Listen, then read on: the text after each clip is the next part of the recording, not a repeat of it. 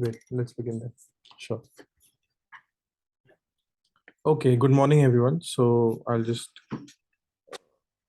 quickly start with what we are about to discuss today. So far we've talked about a lot of social media channels. We've talked about Facebook. We've talked about Instagram. We've talked about TikTok. Today we're going to pick up a social media channel that is completely different. Like it's uh, let's say it's a 360 U-turn kind of a thing because it's very unique. uh, it's a professional platform. We've all heard about it. All of us have some kind of a presence on it. Today we're going to understand it both from a user's perspective and how we can use it for our marketing, and that platform is LinkedIn.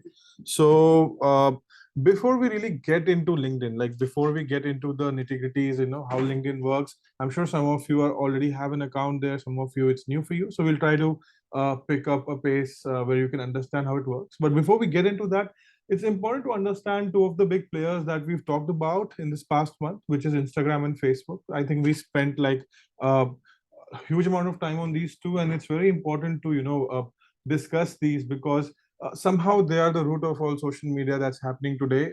Good content, exciting content, engaging content, leveraging social media for marketing, for your personal branding. So all of that is happening, on these platforms, and of course the others. So let's do a quick refresher. So if you remember when we talked about Facebook, we talked about it's more of a connected, neighborhood kind of a community where you're connected with your friends, your associates. I told all of you that there are three kinds of entities that exist on Facebook. So profiles, pages, and groups. And we spend a lot of time, deep diving into these three. And I told you like a profile is like an individual's personal entity where you yourself are present. You talk to your friends, you chat, you network with each other, you talk. Whereas a page is your business presence, or some kind of a authority figure which needs to send out some messaging to a mass audience. It could be a celebrity, it could be a brand, it could be a business, it could be someone giving any services, it could be anything. A group is like a community where people come, have chats, discussions, they ask questions, get answers, etc., etc. So Facebook is like one of those connected communities where you network, you interact. We do talk to a lot of friends and families on Facebook because it's one of those platforms where you connect with your loved ones. So, it gives you the avenue of networking with people whom you know and you connect with. Also, it also helps you, tell your first, I would say, like the lower hanging fruits, your first level of network on the internet about what you do, who you are, where you are, and of course you can also get that information from them, right? So there's a closeness in all the conversations. Facebook started off as a social networking platform, right? We all know that. So you would connect with your friends, connect with your family, you would connect with uh, some past schoolmates, some past college mates, something like that. But gradually, Facebook shifted towards a news sharing platform. So today, in a nutshell, we can say earlier Facebook was a place where you would see what your friends are up to, what your family is up to. But now Facebook has become a place where you see what the world is up to, because a lot of news gets shared around, and hence a lot of knowledge sharing happens. So if you remember, we had talked about groups and communities where a lot of conversations related to real estate is happening. People are asking questions. People are asking about, their requirements. People are looking for real estate agents. They're looking for realtors. They want credibility. They want advocacy. They want people to vouch for someone. People ask questions. Like people will ask, "Do you guys know a good real estate agent? Do you guys know a good realtor?" And then people would come and give answers. So it's really important to have a good connected presence, and especially your known ones, your family, friends. These are like your lower hanging fruit. So these would be the first level of people who would always point you towards something like that. Maybe they might not do it immediately, but in my experience, if you create a lot of content about your domain of expertise, about what people will refer you, people will connect you, and gradually you will get more traction out of it. So talking about Instagram now. So if you remember, we had talked about Instagram where we discussed that Instagram is a little different because on platforms like Instagram, TikTok, YouTube, LinkedIn, even Twitter, generally you don't connect with people because that's not the use of social media, right? If I only want to connect with people I know, then my network would be very small. The whole, I would say, radius of people with whom I interact would be very small. So these platforms are largely the ones where you connect with strangers with a shared interest.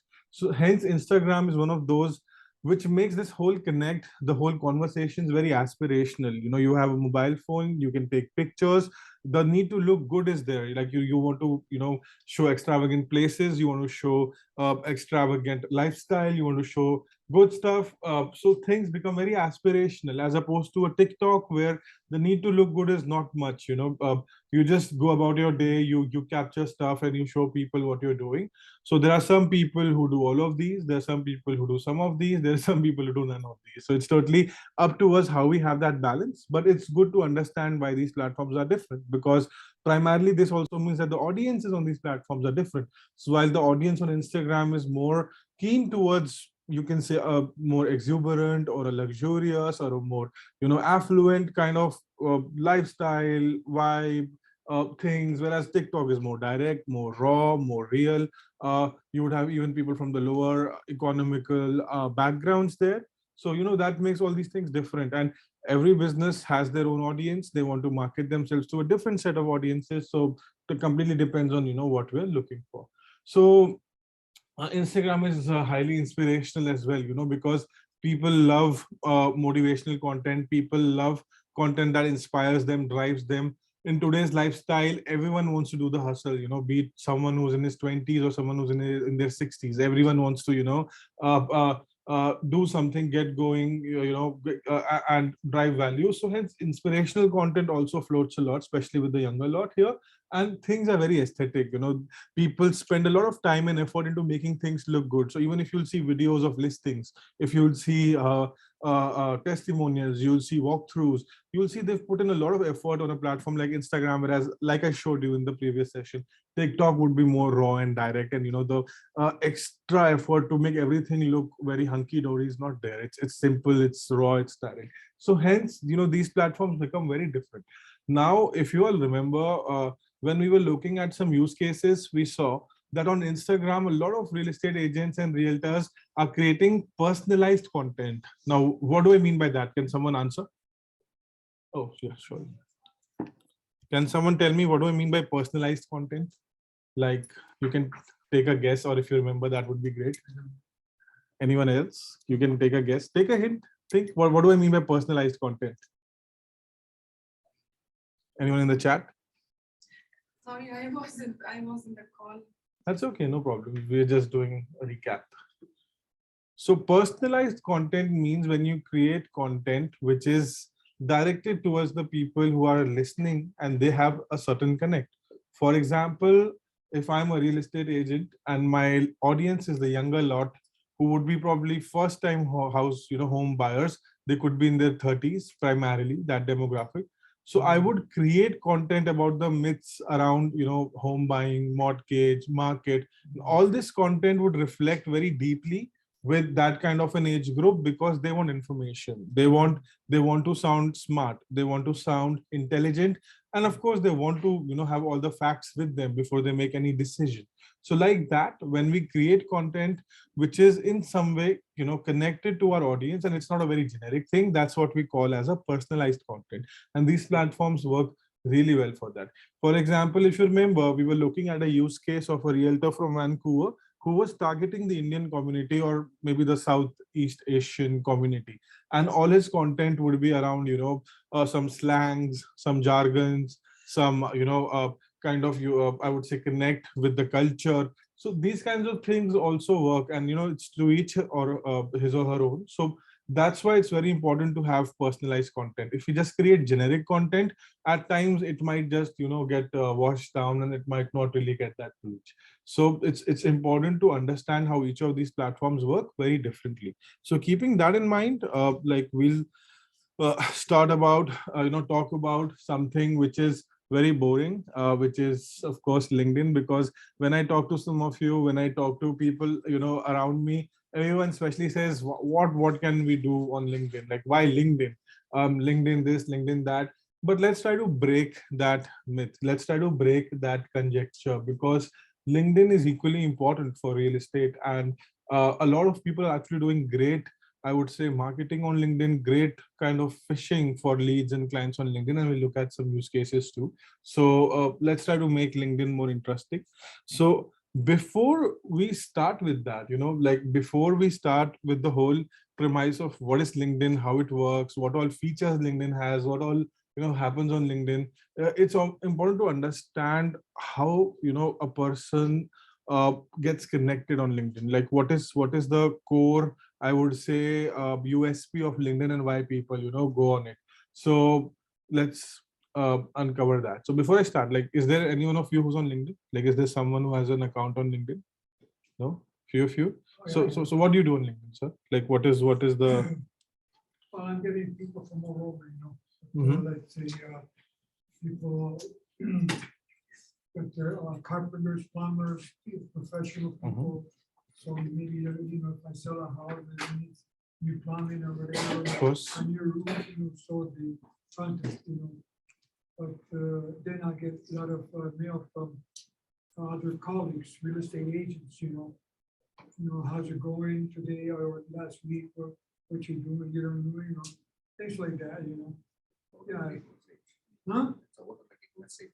Yeah, If you say hi, other side will reply automatically. yeah, well, what are you gonna do? And, so it's like Facebook almost, Yeah, of course. It's not really that big of a difference, That is a very, very valid and great insight. Yeah. Maybe 5 years ago, like 5 years before, LinkedIn and Facebook used to work very differently. Like LinkedIn was strictly professional. It was all hush hush when it came to, fun, exciting content. People were very direct, very, uh, like robots. And Facebook used to be all this fancy gag, haha kind of stuff. Now all that is changing. LinkedIn has equally become as engaging as Facebook. People are creating fun content. Sorry. So all those things are now evolving and people are interacting, like they're connecting, networking. They used to do that earlier as well, but now it's just become like highly social. I'm good, thank you so much. Thank you so much. So that's become highly social. So yes, so what do you do on LinkedIn? Like two of you also raise your hands. So how do you use LinkedIn, both of you? Oh, I created for my workplace, right? Okay. In this company, ABC company. So let's say whoever work in that company, they Mhm. connect. Okay, and so you, like, what do you do on LinkedIn? I search job. Okay, that's a fair point. Like it's a one of the biggest places for finding jobs. Yes. Just upload they read, that's it. And start in. Yeah, that's also used. So there's this huge I would say myth that LinkedIn is a job search platform. It is actually not.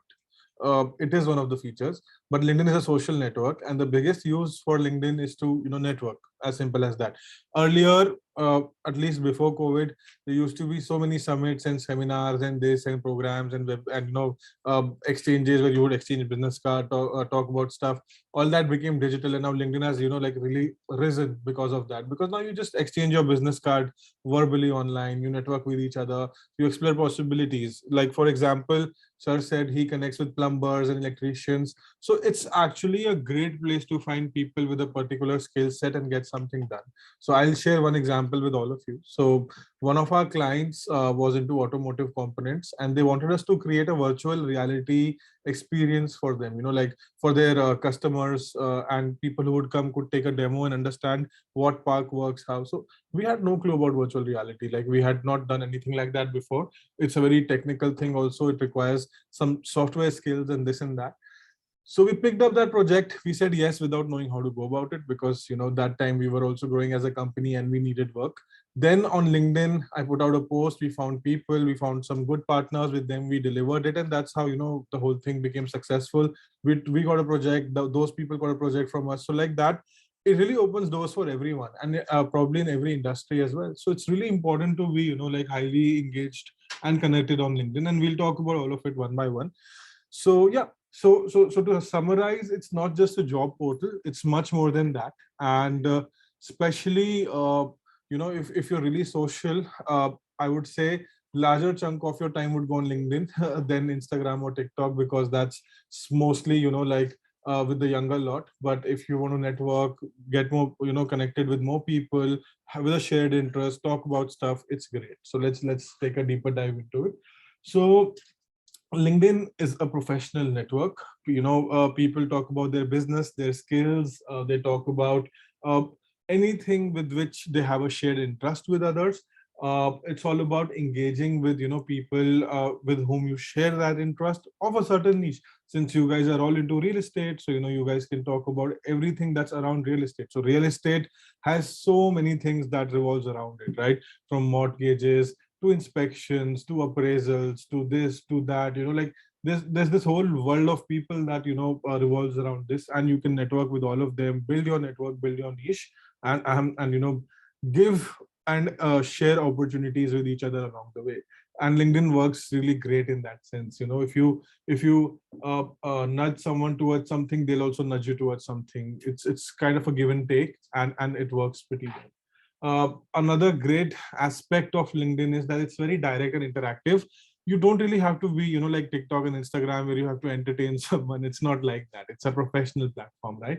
So it's pretty direct. You can talk about your thoughts, your opinions. You can talk about some facts, figures without, the sugar coating or without, the unnecessary, I would say, glamorization of content. You could be simple, direct. You could talk about things, engage, talk.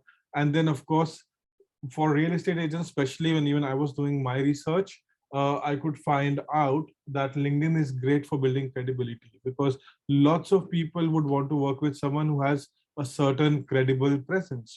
Someone finds you on Google, someone finds you, or you find someone and they look you up. Where will they look you up? There are only two places or three places.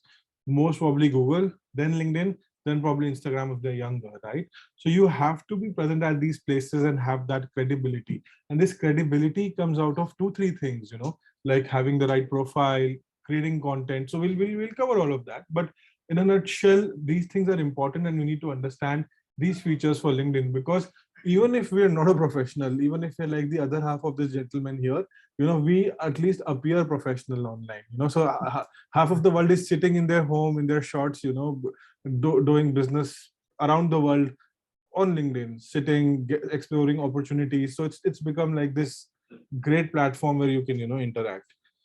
So the very first thing, like the very first, I would say, aspect is having the perfect profile, like having the perfect presence. And you should basically work towards creating a profile that gets found on LinkedIn. How that happens, I'm coming to that. But your profile needs to be like perfect in the sense. In fact, LinkedIn also gives you a score how good your profile is. I'll just show you. We're going to come to that.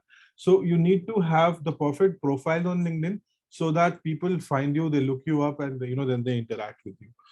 So if we have to look at LinkedIn, there are these 6 points that are very important to like be successful. One is creating the perfect profile, like I told you. Second is gathering relevant information. How it works, how we do, we'll break down all of these, right? Being on top of the mind. Now people are on LinkedIn for business and for information. They're not there for idling. So how do we be on the top of their mind, and they be like connected to us? Making your network work for you. So there's a huge pool of people with shared interests. We need to interact and engage with them. So we need to make them work with us. Experimenting, seeing what's working, how to make a plan, and then being consistent, which is like something which most of us don't do. We make a profile, and then whenever we find some time, we go on LinkedIn and we idle around. So that needs to change. So consistency is key. So let's try to break this down one by one. So we'll do some live demonstrations also, but just to start with the first one, creating a winning profile. A nice profile picture is very important on LinkedIn, because it showcases your, like, I would say, first impression. It brings out, how you look. So having a good picture with the right description under that picture is very important. And not only picture, even like a cover picture behind it, it's important. That means you're active. You have a valid like you if you don't have a cover picture, people might think this guy or this a lady was on LinkedIn a decade ago. They haven't joined because that feature was not there then. But if you have such things, your profile looks legit, it looks real, it looks credible. So it's important to, have these things. People also really react, on the first appearance. You know how they say that first impression is the last impression, that cliched saying. So it's pretty much true on LinkedIn, because if someone comes to your LinkedIn profile, they see your picture, they see your description. If they don't like it, they'll move out. If they like it, they'll know more about you, they'll connect with you, they'll message you, they'll do stuff. So hence this becomes very important. So I'll just zoom in on this profile a bit. So if you see, they've, they have like the right, a very nice picture, cover picture. They have a description about them, what they do, their location, education, all these things. So, if even if I look at it in one glance, if I look at it in one go, I will get to know what this gentleman does. So I can in one go understand that this person's from Brampton, right? A real estate agent. This is the brokerage. This is what he looks like. So, like in one single go, I get that information. Now, if you see, he's also added some, footnotes here, providing services, real estate, commercial real estate, and real estate marketing, So I think that also adds a lot of juice into, what he's all about. And if I need to, reach out to him, especially with something related to commercial real estate or real estate in this location, this guy would come up. And you all need to visualize this with me. It's very important. LinkedIn is also a search engine. Now, the thing is, we always look at LinkedIn like a social networking platform, like, great, let's add people, let's add connections. But we forget that LinkedIn has one of the most powerful search engines after YouTube and Google.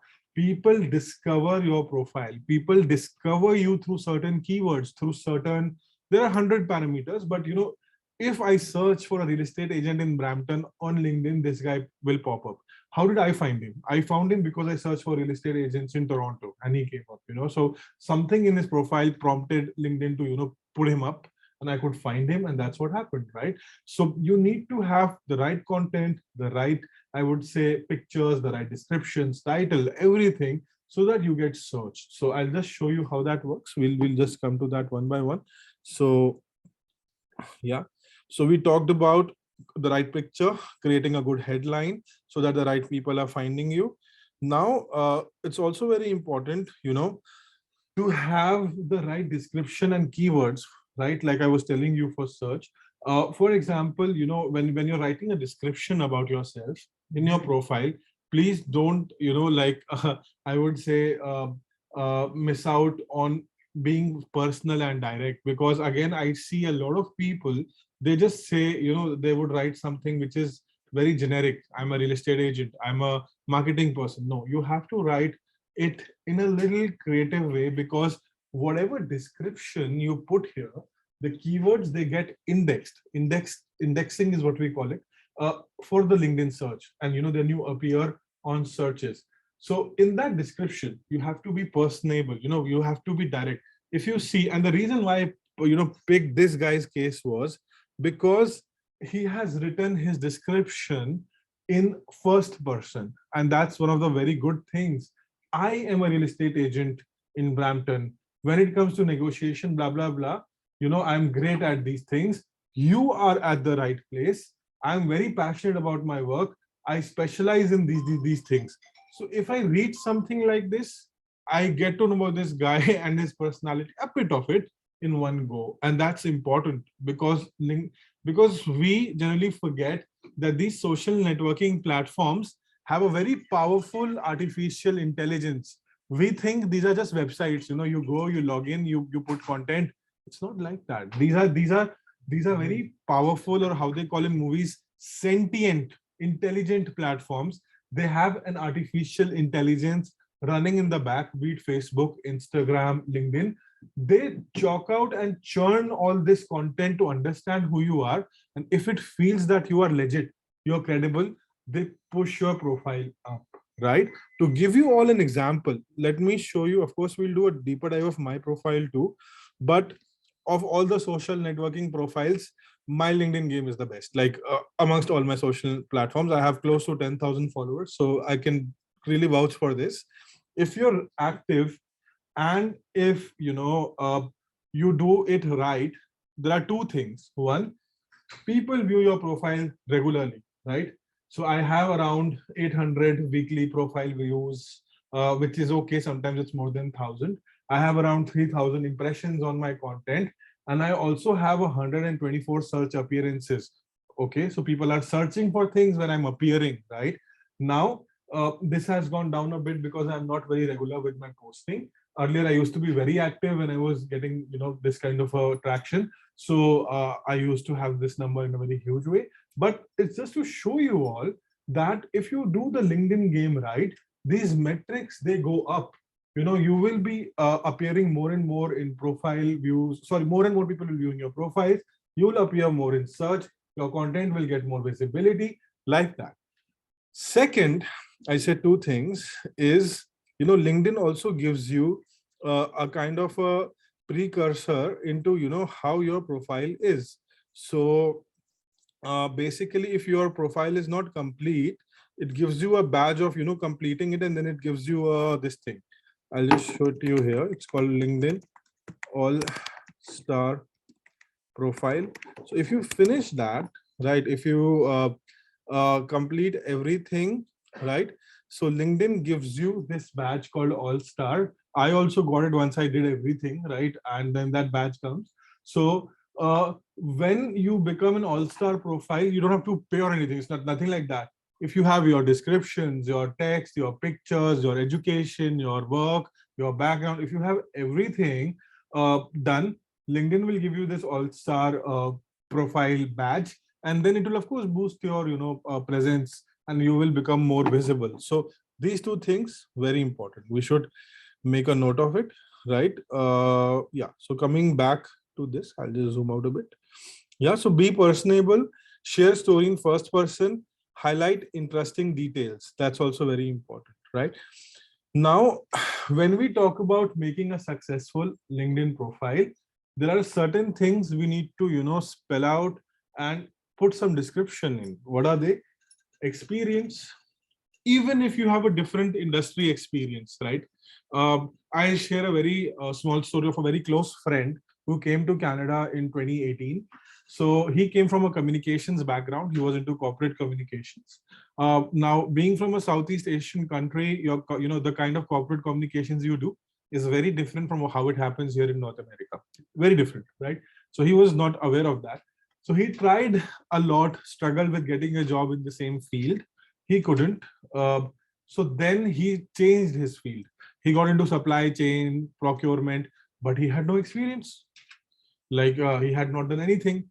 So then he did a couple of internships, took a couple of favors, added more experience on his LinkedIn profile, and within a few months, his profile started getting visible to like recruiters, and then finally he got a job from one of the packaging companies in supply chain. So and he had not much, he didn't have much experience in it, but he just like interned somewhere, asked a friend to give him like some kind of this or that. So experience is also very important because that's how your profile comes up.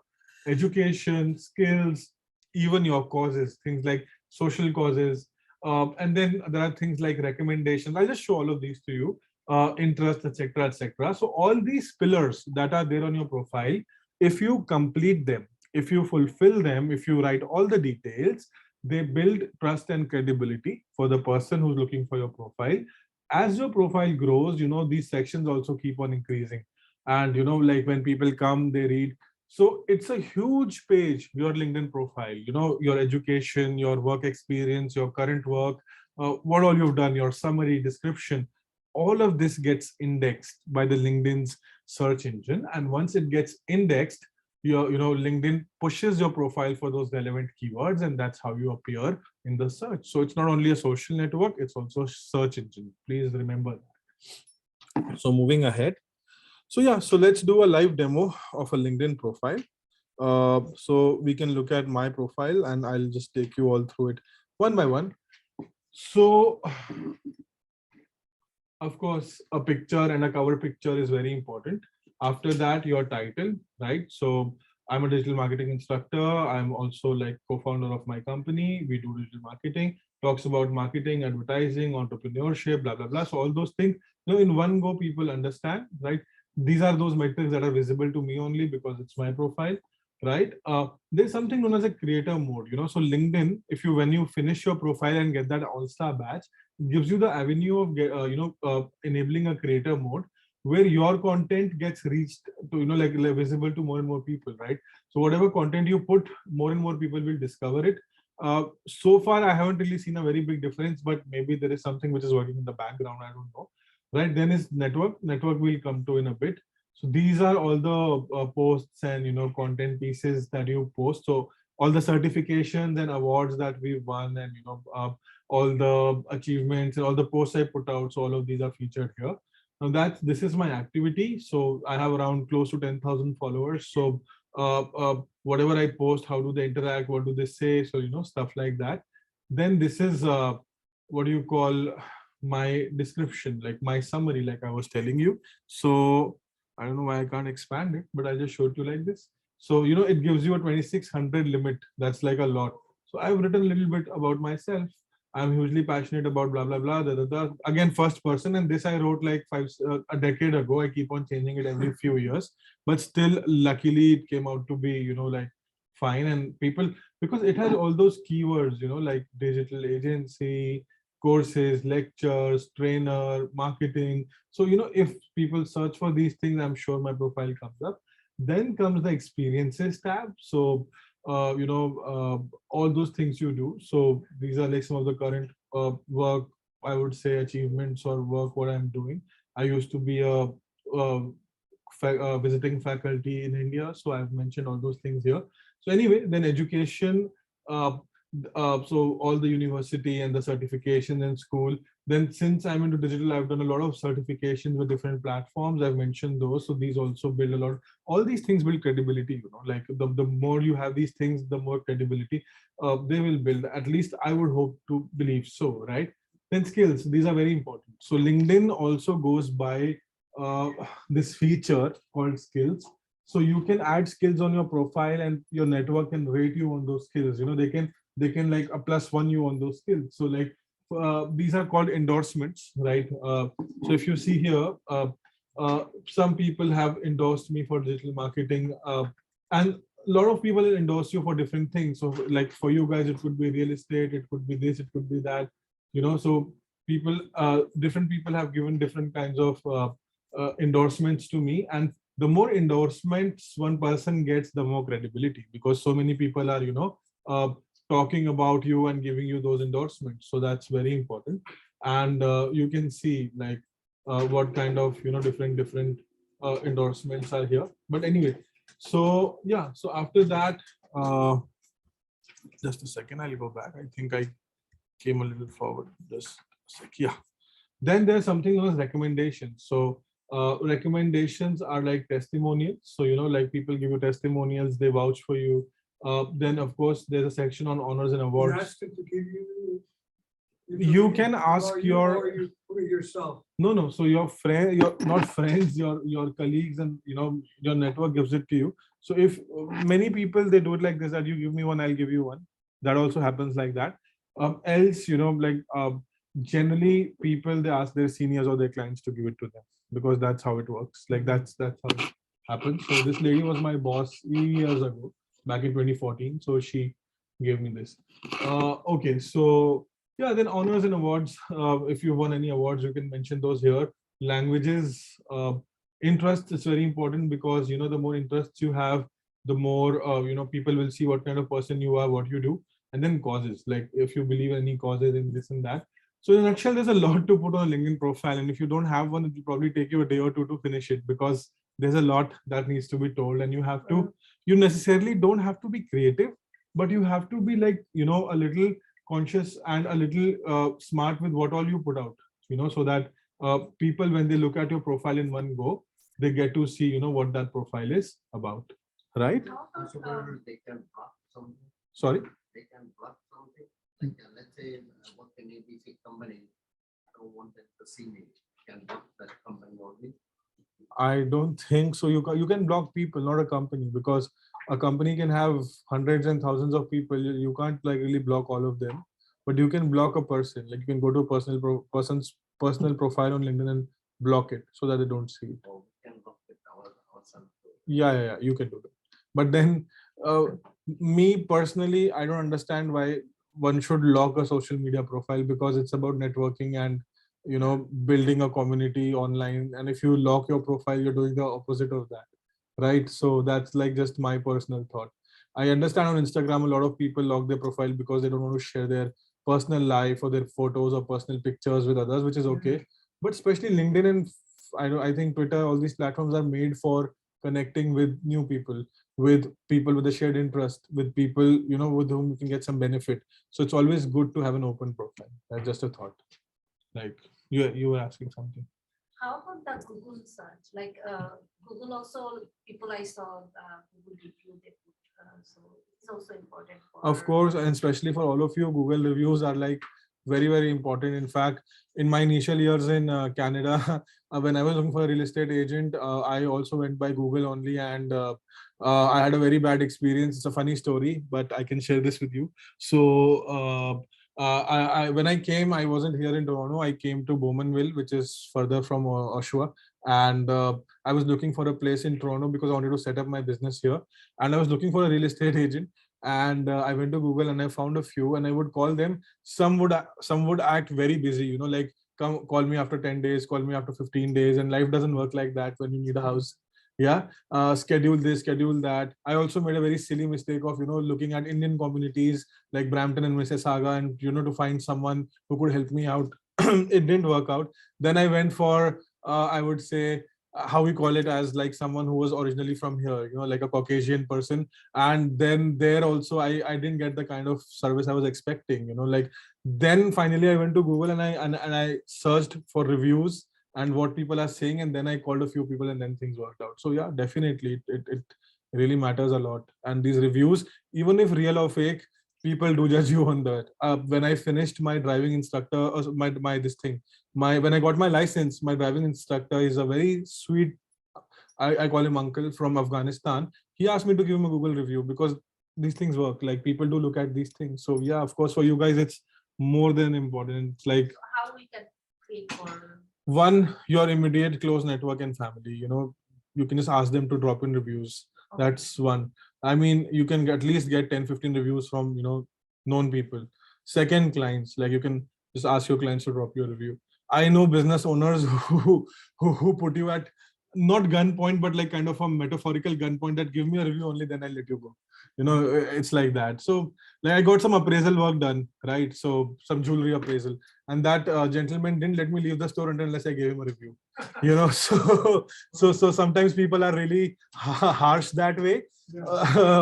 And sometimes people are polite, and both works. Like, we generally ask our clients to drop a review after we finish your project with them. But Google is very particular about reviews. I'll tell you why.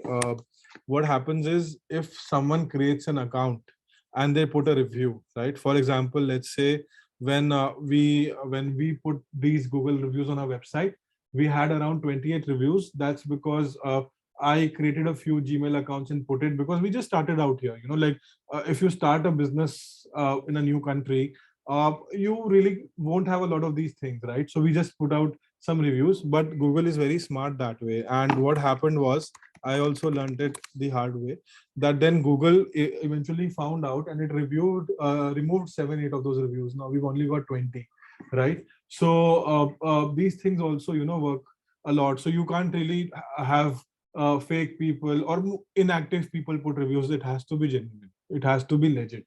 So you can just ask your friends, families. Then we started asking our clients to put reviews, and talk about us, and they started putting reviews. So that doesn't vanish. So that's how it is, but they're important. So we need to any accounts open for that or no?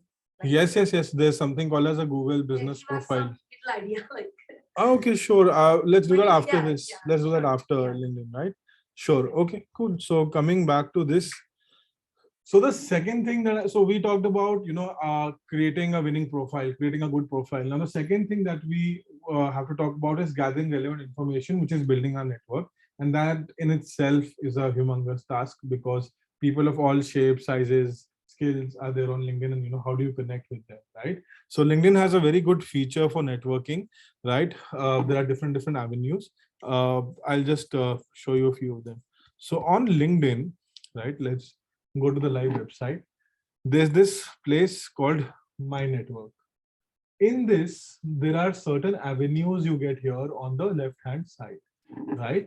So one is where LinkedIn itself suggests to you that based on your activity, these are the people you should follow because they are kind of your, you can say, prospects or some, you'll get some benefit out of connecting with them. That's what LinkedIn feels. Now, why am I getting these people? CXO level person, brand manager, CEO, marketing manager. These are all prospective clients for me. These are all people with whom I can offer my services. So that's why LinkedIn is showing that to me, right? Second, it's a very important, I would say, feature, just like Facebook. It's called groups, right? I'll just click on it. Yeah. So LinkedIn has, again, a lot of avenues where people connect on groups, just like Facebook. I myself have, joined a couple of them where I see what people talk about, what kind of conversations happen. You can join real estate groups to, at least get industry information, right? Like, for example, if I search for something like real estate Canada, there might be a group. Let's see. Here I go. So you can see these are like related, groups from your particular industry: mortgage and real estate networking, real estate institute of Canada, uh, then real estate Canada. So they have thousands of members in all of these groups. You can join these, and you can even you can join real estate development groups and get to know what new properties are like coming up. So like that, then you have to request for access. Like, you have to, when you join a group, you have to ask for the permission, and then they see your profile and let you in. Like, if I join this group, they might not let me in because I'm not a real estate agent. I'm not licensed. I'm not qualified probably for this group. But if one of you joins, maybe you guys get that access because you guys are from this field. So there are so many related groups, and you can, at least, if nothing, you can get to know what's cooking in your industry, what's happening around you, what are people doing, what are some new properties that are coming up, what's the latest with, maybe mortgage or interest or financing or blah, blah. So it's always good to, be part of these groups. Then, yeah, another, oh, sorry. Then another important thing is, I'll just go back, is events, right? So if there are a particular event, if there's anything happening that is like, relevant to your field, you can get some prompts here, and even people can invite you. Even you can create events. You can do a webinar on something. You can do like a online seminar on something, and you can invite people over. So all of these are like great avenues for networking. So I'll just show another thing to you. So when you search for people, right, when you come here, you can always search for relevant people. Like, for example, I can search for real estate, okay, agents, right? And I can network, and I can see what they're up to. So once I do that, I can go to people here, and I can see all the people in and around me who are there on LinkedIn, and then I can see what they're doing. Now there are these numbers here: second, third. Can someone take a guess and tell me what these are? Like second, third. What do these numbers mean? Third, third. So first, second, third. Can someone take a guess and tell me what do these mean?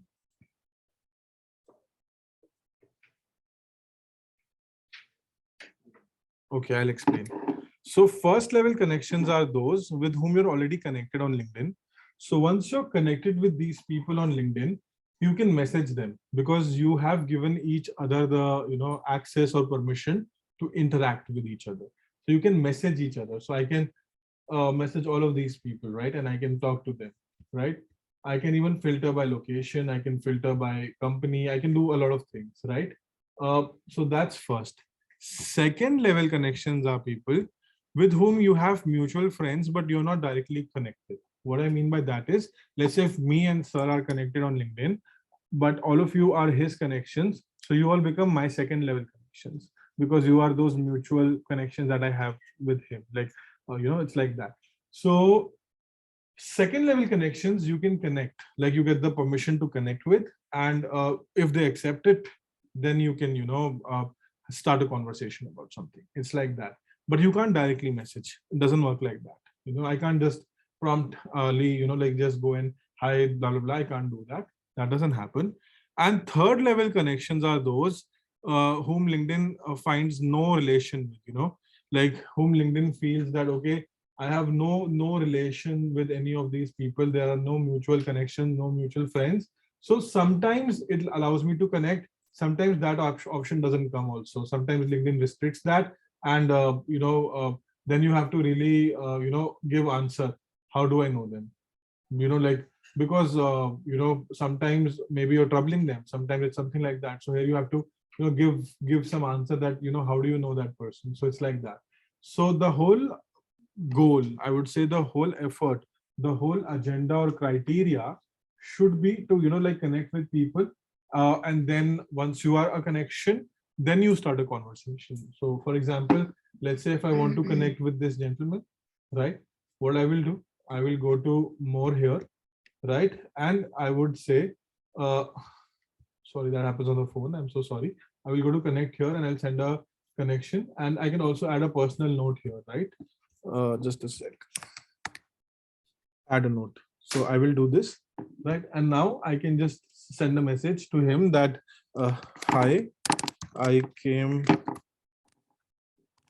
across your profile on LinkedIn, right? I'm just ignore my typos and all. Just would like to connect with you for a requirement, opportunity, whatever. So the whole thing is, you have to at least state the agenda why you're connecting, because if you get a connection request where you have not stated the agenda, people will not add you if they're really active on LinkedIn. And if they know LinkedIn, they will not add you. Lots and lots of times, sales people, they send me a hi on LinkedIn, and that's just it, a hi. Like in my inbox, it's just a hi. Now they expect me to say hi back, and then they will say, how are you doing? Then I will say, how are you doing? And all this will happen, like every 4 or 5 hours. So it's a waste of time for everyone. So it's always best to be direct and simple.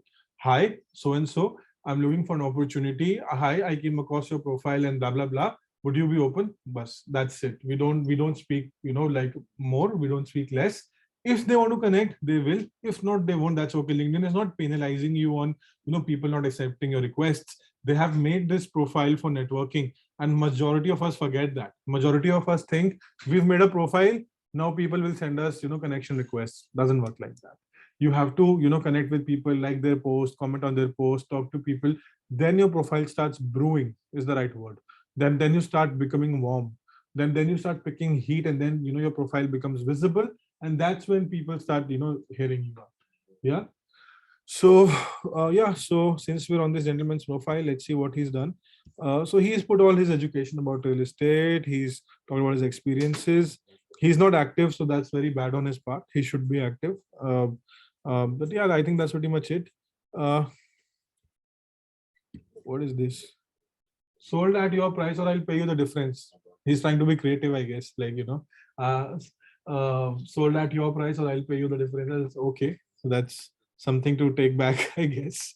Yeah. So coming back to the next plan, the next, I would say, important aspect, it's being on top of mind.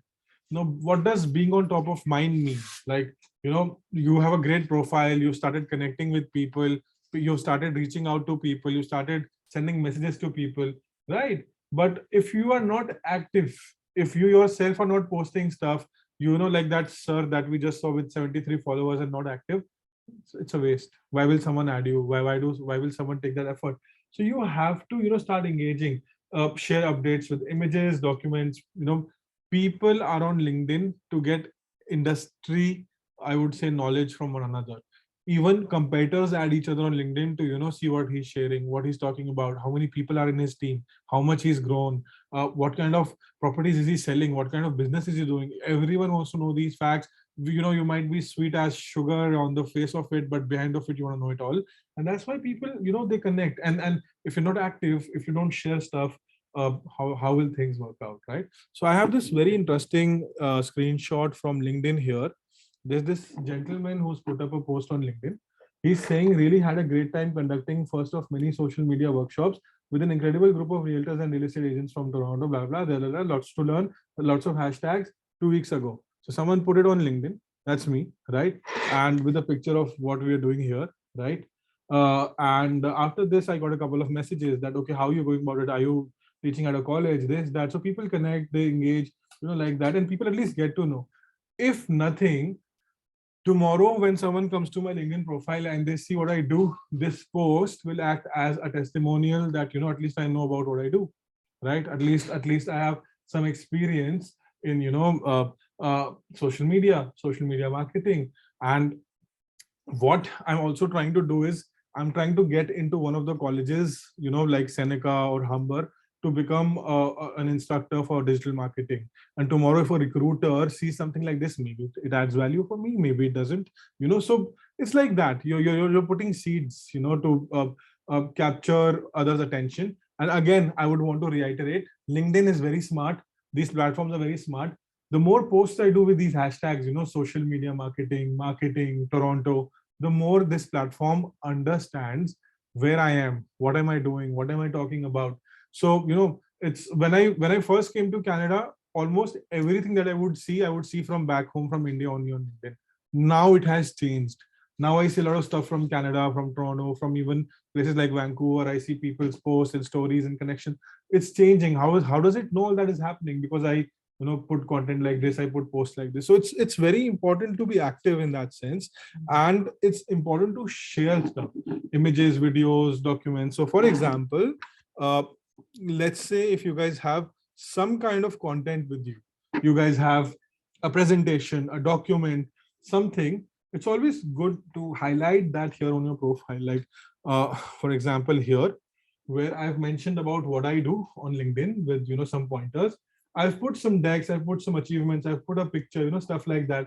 Because when you put such things, when you put these documents, I even put a presentation about, like what we do, how we can help, and this and that. When you put such things on LinkedIn, people, they come, they see, they get value out of it. So hence, it's important to have these documents, these pictures. We can also put polls on LinkedIn, but I think they're overdone. So I wouldn't really, like say that do a lot of those. But people, they ask questions in forms of polls, this or that, choose an option like that. Celebrating occasions. Now, in my personal experience over the years, what I feel the kind of content that works the most on LinkedIn is where you have a little bit of,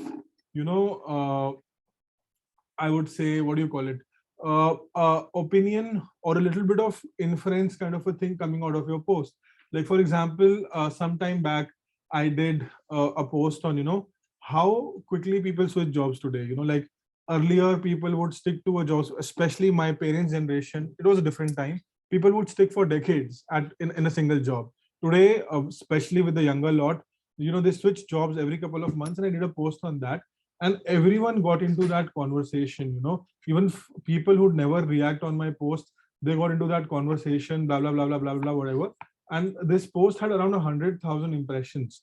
And what came out of it was that at least the people, like these 100,000 impressions that my post got, at least they could see what I do, right? At least if nothing, my name and my title is getting tossed around on LinkedIn. And that's very important because people are at least getting to know me. If this is not networking, then what is? Like, people are getting to know me, what I do, how I behave, what kind of content I do, which company am I a part of, what services I offer.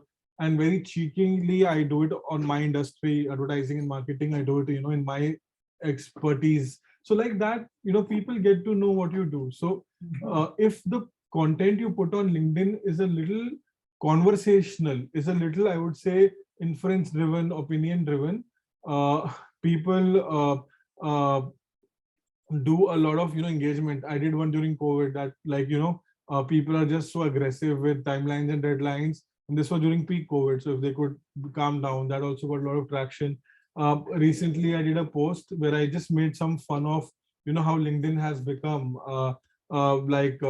it's a little more skewed towards an Indian audience, but I did a post saying that I'm looking for an apartment, please help me. And that's what, see, so I'm looking for an apartment, oh, I thought we could post anything on LinkedIn. Why are people degrading the quality of content?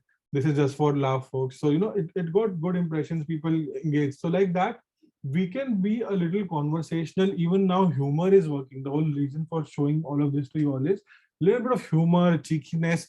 Earlier, it was a taboo on LinkedIn. People would think, oh God, is he trying to be funny on LinkedIn? Why? Now all that has changed. People share funny things. People share, like Sir is saying, it's become Facebook. People share news, opinion, thoughts, everything from here and there. So if you can pick up those virtues and put it in the content related to real estate and the things you guys are experts in, it would work wonders on LinkedIn. You just have to take the first step. You have to nudge yourself and start posting. Many times we become apprehensive. Should I post? Shouldn't I post? What is the use? If we just put all of that in, on the side and do it for at least 3 months, 6 months, we will see a difference. So, we have to change the way we think. Yeah. So So you want to put a house, you want to have a house for sale. Then you put where do you go then? on LinkedIn, Yeah. I will come to that. We will come to that. Or a house for rent? Yeah, we will come to that. So of course, LinkedIn doesn't work like a listing or a classified website, right? You can't really put a post on LinkedIn where you say, this is a listing, I'm looking for people who are interested. Because if we become very direct and, if we upsell stuff, or let's just say we become very salesy, people will not really connect with us. So we have to be a little smart. So I have a example which I will discuss once we come there, but that's a very good question. So to summarize, we have to be, we have to be on top of the mind. We ourselves have to share content, like others' content, tag people, use hashtags. These things are important. It takes some effort, but if we do this, the LinkedIn's algorithm understands that we're active, and it gives us more boost. It gives us more visibility, and we get a lot of value out of it. So post frequently, post relevant content. As your network grows, your virality increases. Maybe initially you don't see a lot of traction, but as you slowly start putting more content, you'll start seeing that from 2-3 likes, you're getting 5-6 likes to 10-15 likes to 20-30 likes. It will keep on increasing. So as like with the consistency, so it's important. So just a tip. So start your day by liking, sharing, and commenting on relatable content. Could be real estate, could be something similar. Your connections will see what you're liking. So this is something which doesn't happen on many social media platforms, but it happens on LinkedIn. If you like something, if you share something, if you comment on something, people in your network also get to see it in their feed. So when they are, let's say, if Sir likes a post on mortgages, I will see in my feed that Sir has liked the post on mortgages, and I can see he's active and I can see what he's talking about. If nothing, I'll at least remember him for a second in my mind that, so and so. So these things get visible. These things, are shown by LinkedIn to each other's followers to get that traction. So it's important to at least spend at least 20 minutes in a day doing this kind of a social networking where you're liking, commenting, sharing, interacting, engaging, right? This is all over the world or just Everywhere. LinkedIn? It's all over the world, right? Yeah, everywhere. Like this is a feature of the platform. It doesn't matter on where you are or something like that. So somebody can find me in, let's say, in Germany or France or Oh, Italy yes, or yes. India or China. In India, a lot of people search for a job in Canada even without getting a PR. First they find a job, then they apply for a PR. So that's how LinkedIn's helping them. Yeah, anywhere, sir. So Let's take Russia. any place, as long as LinkedIn is there, yes. Oh, So on LinkedIn, it's not just about who you know, but beyond that. So generally, friends, colleagues, alumni, these are family. These are your lower hanging fruits. But then you need to start building the last pillar, which is your business contacts, your network, people with whom you have a shared interest. And the more we start building that, the more benefit it will bring to us. So the whole premise is to make our network work for us.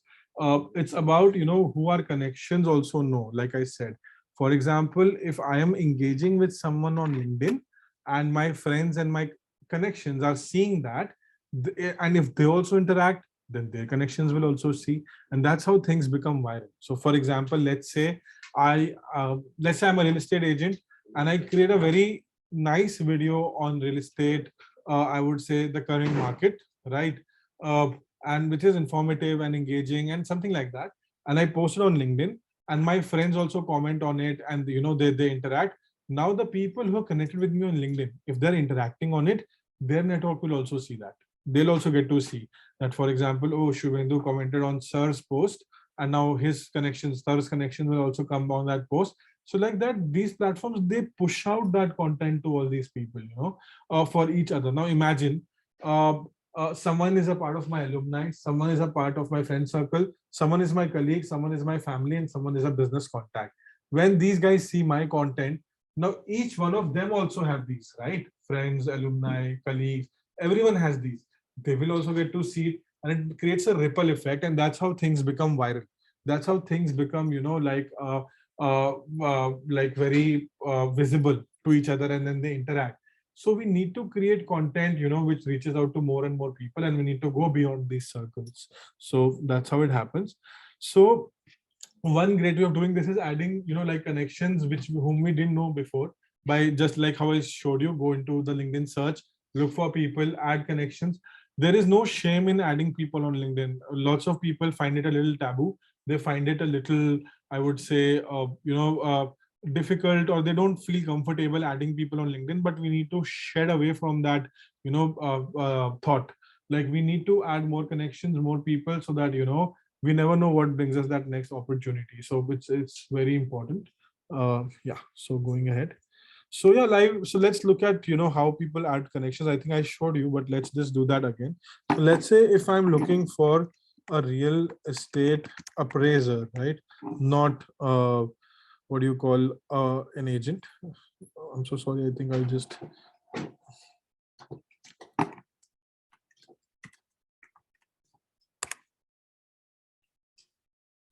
Right. So I can go to people here, and I can see some people here, right? I can even search in Canada.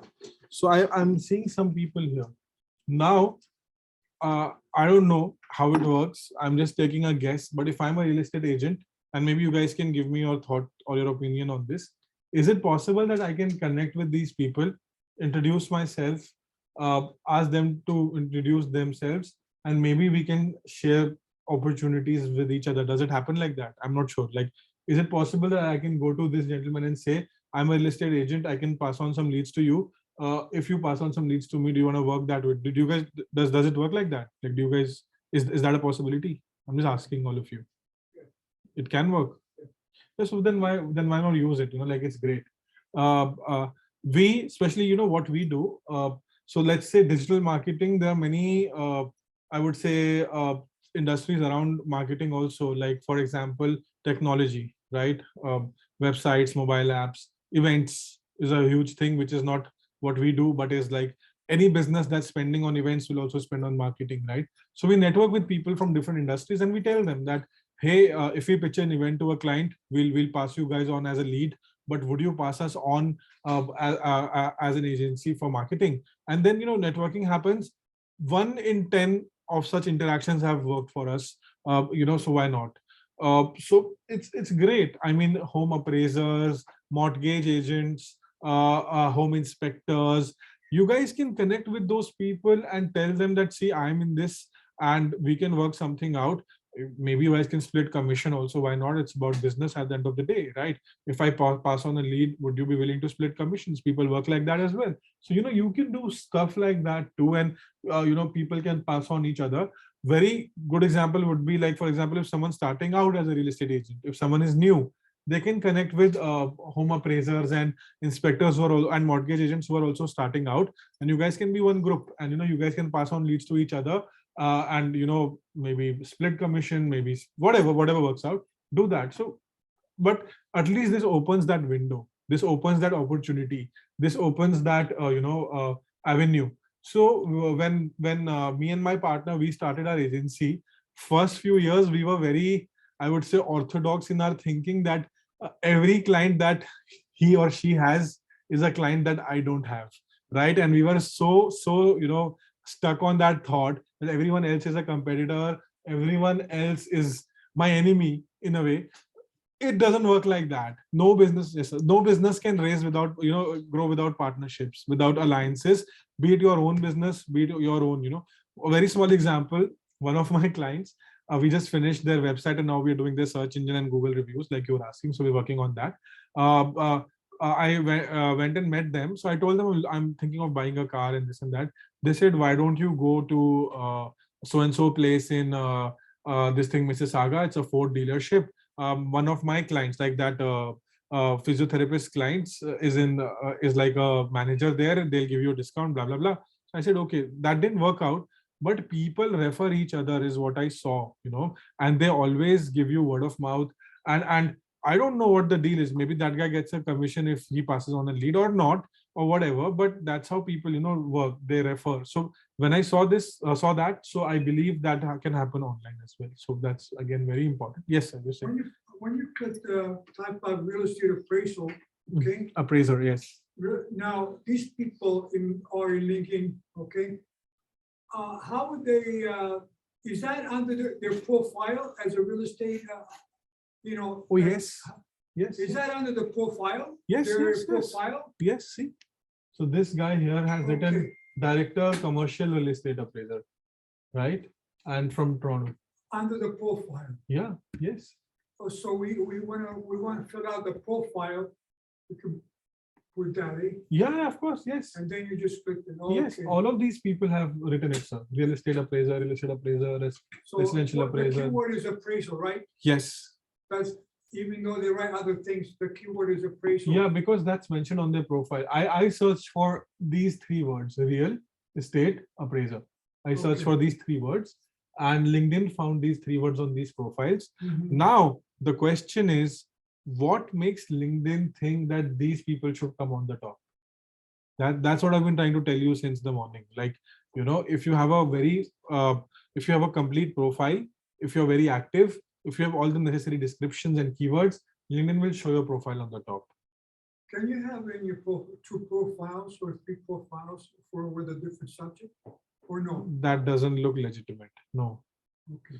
Yeah, because that's something which I also was personally deliberating, because out of the 9,000 connections that I have, around 8,000 are from India. And I thought I should have a different profile for Canada because this, that, but it looks illegitimate, It's good to have one only, like one single presence. That's always better.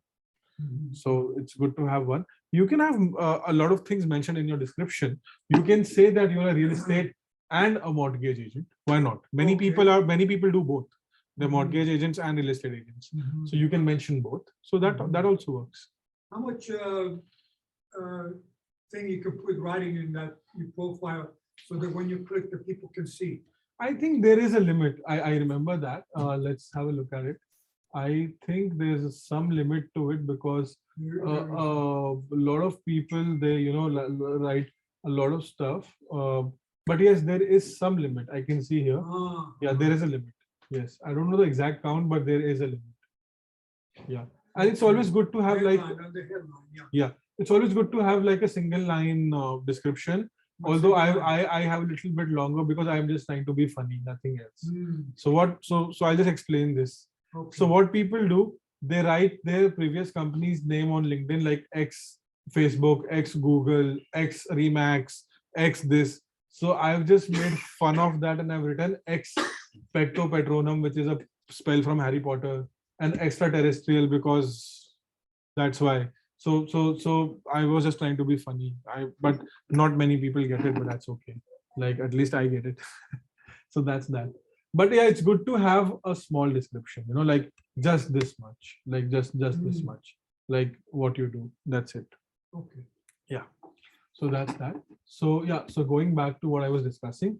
So connections, networking, and opportunities are very important on LinkedIn.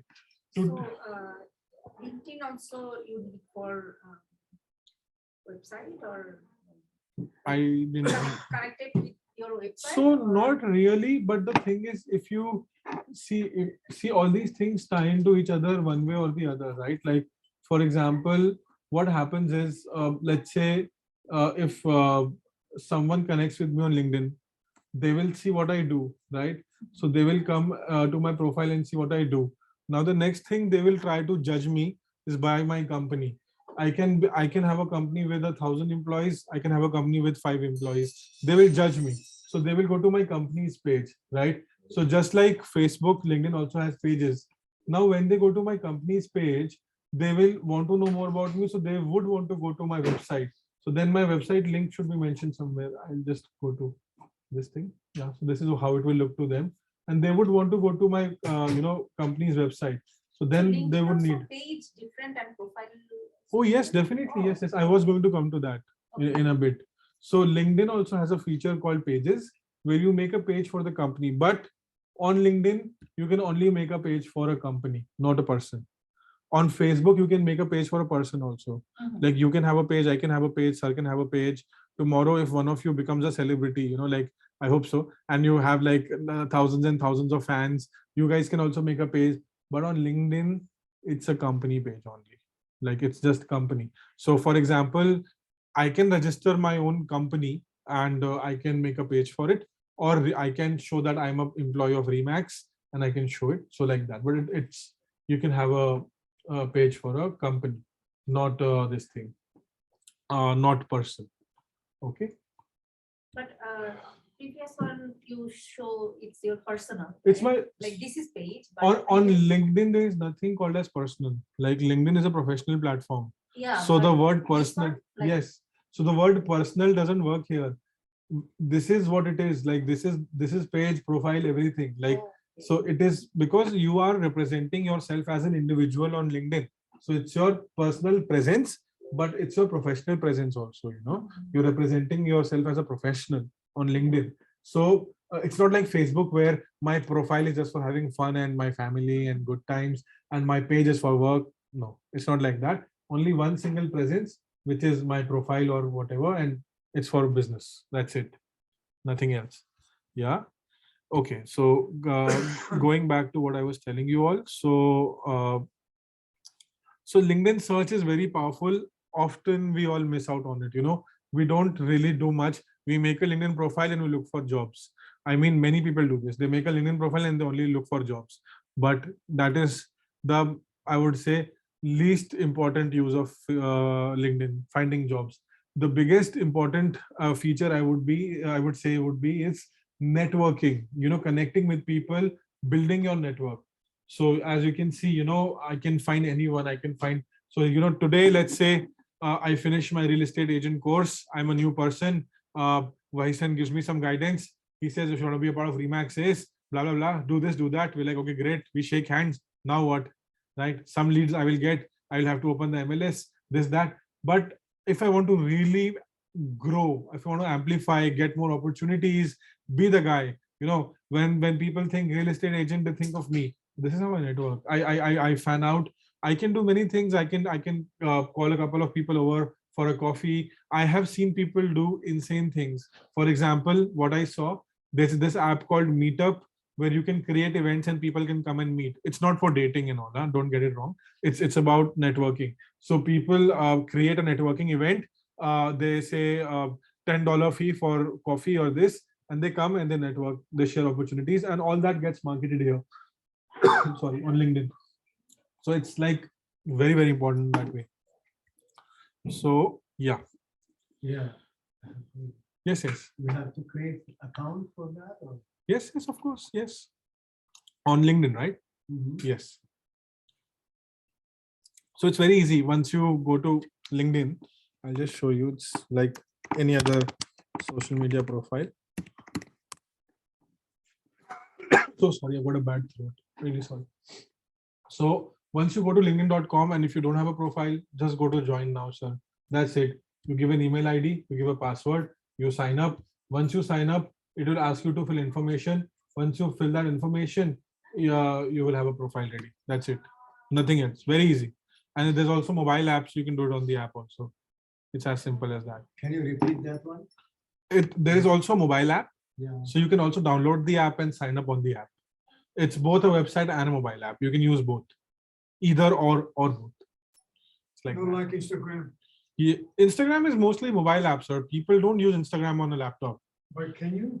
You can If you only wanted you can to- only see stuff and like you can only see stuff and like stuff. You can't upload anything. For that, you need a mobile phone. Actually, I had a LinkedIn like 5 years ago. Mhm. When I did another job. Sure. So Declan, I can find out again because a long time I didn't use it. So Use it now, yes. Try to just get access to forward it. the password and I can. Yeah, Yes. they'll say to you, welcome back. Yes, yes, yes, of course, of course. In my, because you guys in a way are doing your own business, right? In a way, like in a way, you guys are self-employed or business owners. We can call it whatever, right? And it's very similar to what I do. You guys offer services, right? I also offer services. In my experience, initial years, majority of the work that came our way was through referrals, and those referrals were immediate friends and family only. Because once you tell people, we do this, we do that, people do refer. It does work, maybe not immediately, but slowly. Second was LinkedIn. I mean, LinkedIn was one of the biggest sources of, I would say, leads for us, because both me and my partner, we were pretty much doing well in our industry, and then we started our own company. And when they got to know, lots and lots of people messaged us and this that, and then we networked, right? So that also got us a lot of business. Third was, so first was referrals and friends and network, second was LinkedIn, and third was search engines, because people search for services, right? I mean, if someone wants to look for a marketing consultant or an agency, they will search for one, right? If someone wants to look for a real estate agent, they will search for one. Where will they search? Either Google or LinkedIn. These two places, maybe Instagram if they're really young. So like that. So then when we realized that, so what we did, so of course we were first based out of this thing, New Delhi. So before coming to Canada, so what we did, we started working on our website. So whenever someone would search for a social media marketing agency in Delhi, right, we would want them to find us up, and we did our this thing. What do you call social media? And we put a listing here. Just a second. Yeah. So we put a listing here so that people could find us. Then it's very important to have a Google business profile, these reviews. So these things, because people look at these things. Then we started building more on this. We started doing our search engine presence and all those things like this, so that people could find us when they search for it. Then after a couple of years, when we also set up in Canada, now we're working towards the presence for this. So it's a cyclical thing. You have to do all of these things in sync, right? How can you, that's in Google, you just appeared in Google, right? Yeah. Yes. How do you appear in Google that way? By hiring an agency like us. A hire an agency? Yeah. Oh, That's the only way. Because no, but can you do it on your own? Like, can you? very tough. Because when you need to rank yourself on Google, you need three things: a good website person, a good content person, and a good SEO person. Well, that's if you don't have a website. Then how will Still you? appear like you? No, like sir. that? For example, see Only that a website appears on Google. The only Oh. thing that appears on Google is a website. without, okay, so you have to have a website. Okay, Yes. okay. Yes. Yes. And we can create with the Google business, right? That's a different thing. That's this. So sorry. What is that? That's. Oh, I'm so sorry. That's this. That's a. I'm Now so sorry. also asking to create a website. That's a Google business page. That's a different thing. Oh. You can make that, but Google business page? yeah. So that's a Google business page which appears on maps, right? So when people search for something like that, so this is what appears, right? So people can see your reviews and this and that and all those things. You can make it on your own, but to optimize it and make it appear on Google, you would need an expert, like someone who knows how to do it. Anyone. So it's like that. But for the Google search presence, I'll just show you another example. Let's say if I search for a real estate agent in Scarborough, I think we went a little out of topic, but that's okay. It's a good conversation to have. If I'm searching for a real estate agent in Scarborough, two things will appear to me. One is the Google business listings with all these reviews and listings. And you can see even someone with just 5 reviews is appearing because he's doing something right. He's optimized his profile. And that's, where people get calls from. And second is these, listings. Now, some websites are like mammoths, like House Sigma and realtor.ca and blah, blah. So those will always appear on top because they've spent thousands of dollars on their search engines. But it will be very interesting to see some websites like point2homes.com. Now I can just go to Vahisan and say, hey Vahisan, why is not Remax Ace appearing here? And I can just ask him to do his SEO. So that's how we as agencies work, right? So they are appearing because they've done good SEO for their website, right? All of these, like so now this is some listicle, so ignore that. So see, real estate agent Scarborough, he's used that keywords. those keywords, and when I click on this, the website will open, obviously, right? Because what appears on Google is the website. So these guys do a lot of things on their website. I'm sure if they're appearing on the top, they've hired an expert. Without that, it's really tough. And you can see their website, like what all do they do, and this is their website, right? So now they have a page for their agents. So many times individual agents also have their websites. Many times brokerages and these realtor firms also have. So it totally depends on that. So anyway, coming back to what we were discussing. So we talked about connections and why they are important, and how LinkedIn and Google are two important search engines for you, right? So when you're ready to connect with someone, be personal, be emotive, be direct. I told you, don't just say a hi. Like lots of people, they send a hi thinking, the other person will say hi back, and then you will start a conversation. That's a very bad way of doing it. At least I get annoyed, right? Just say hi, my name is this and blah blah, and this is the agenda. Just be personal and talk, right? So yeah, yes. So the reason I chose this kind of image, like this kind of an imagery for the presentation, was because LinkedIn can be boring, so I wanted to make it interesting for all of you, right? So The Google website, we have to pay or it's free? Google website, you have to make a website, sir. So you have to websites. Are you talking about Google business listing? Or a website?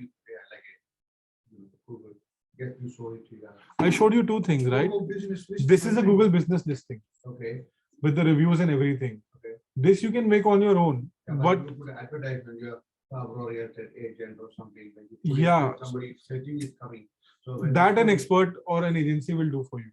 But so- if they charge money for that or it's free? For a business listing, does it charge money? No, anyone can make a Google business listing, but to like update it and make it search friendly, an expert has to work on it.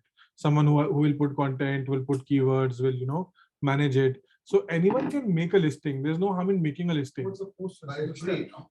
What is the Yeah, step? the listing in itself is free. You go to Google business listings, then they'll. Yeah, just search for Google business profile and sign up. That's it. Nothing else. Sign up and then just. Yeah, put your- yeah. Yes, yes, yes. where you But work. remember that if you do it, you will only be able to create a listing. But when someone searches and it appears here, that is something which someone who knows, who's an expert in this, can do. They will do some back-end work, some technical work, some content work. So that requires some expertise. And anyone who's experienced in this kind of a thing, We will Right. call you. you or someone like me, hopefully me. So it's like that. So Yeah. then, how far can you go with this, business, listing, when a business listing is free, how far can you go? How deep can you go in, creating business? So you can Can you just go as far? you can just create a business listing and make yourself appear Uh-huh. on certain keywords, but it's a gradual thing. It's Okay. not like if so even for us, it's not like when you search for an agency in Toronto, we appear. It takes time. Our office in India, it's been there for 8 years, and we work very hard for the listing, so it appears now. But you have to do a lot of content, a lot of posting, a lot of keyword work, then it appears. This profile anyone can make, but to make it appear here, you have to do something known as SEO, search engine optimization, which is something which an expert does. They put content, they add keywords, they do a regular monthly. Yeah, keyword is things. the most important thing Yes, to yes, optimize it. yes, yes. There's nothing really special. What kind of package do they have, like the agency? Like, It price-wise? depends person to person. I can share ours if you would be interested after the listing session. I'll just share it with all of you. Yeah. So anyway, let's come back to the topic. We got a little off track. So yeah, so now that you've done these things on LinkedIn, your profile is ready, you've made some connections, and you've started posting content. What next? Like you've at least done the user part of LinkedIn, right? So then what comes next, or what comes afterwards? So now it's important to know what's working and what to improve, right? Like it's important to analyze, it's important to experiment, and it's important to branch out. Because if we just keep on posting also, it won't work. We have to be a little smart about the content that we put on LinkedIn. So the first thing would be to experiment and see what's working, right?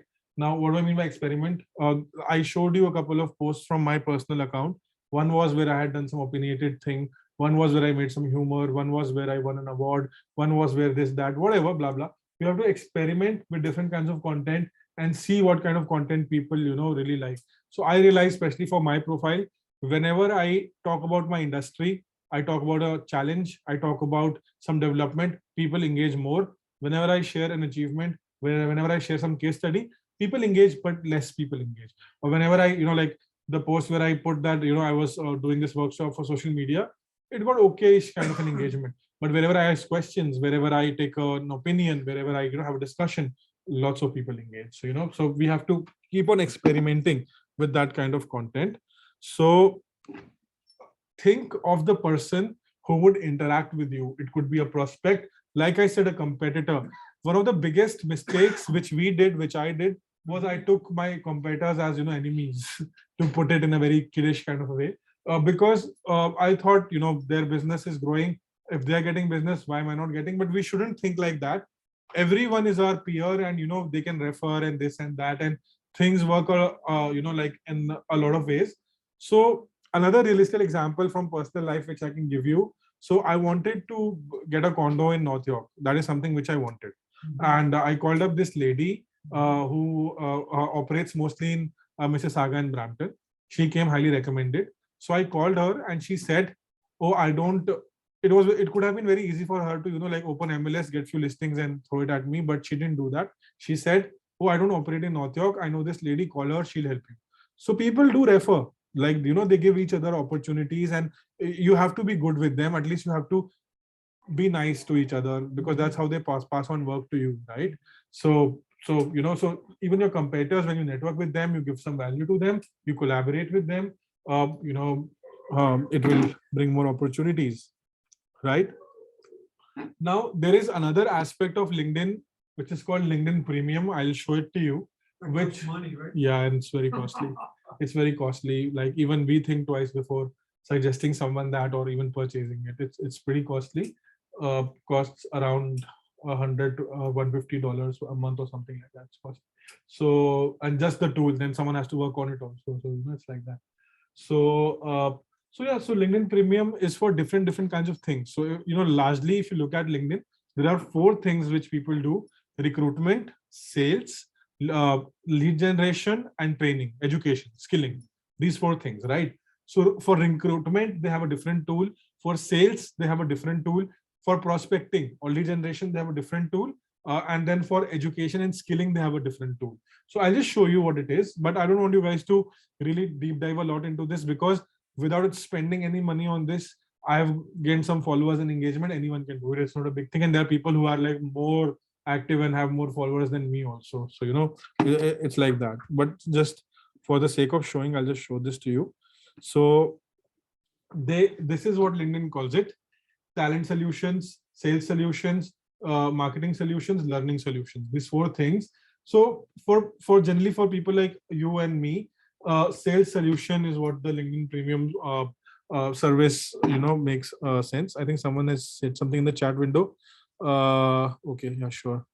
Okay, so this tool is called the LinkedIn Sales Navigator. What it does is, if you pay it a monthly subscription fee, it will start bringing you prospects, and you can call them and reach out to them.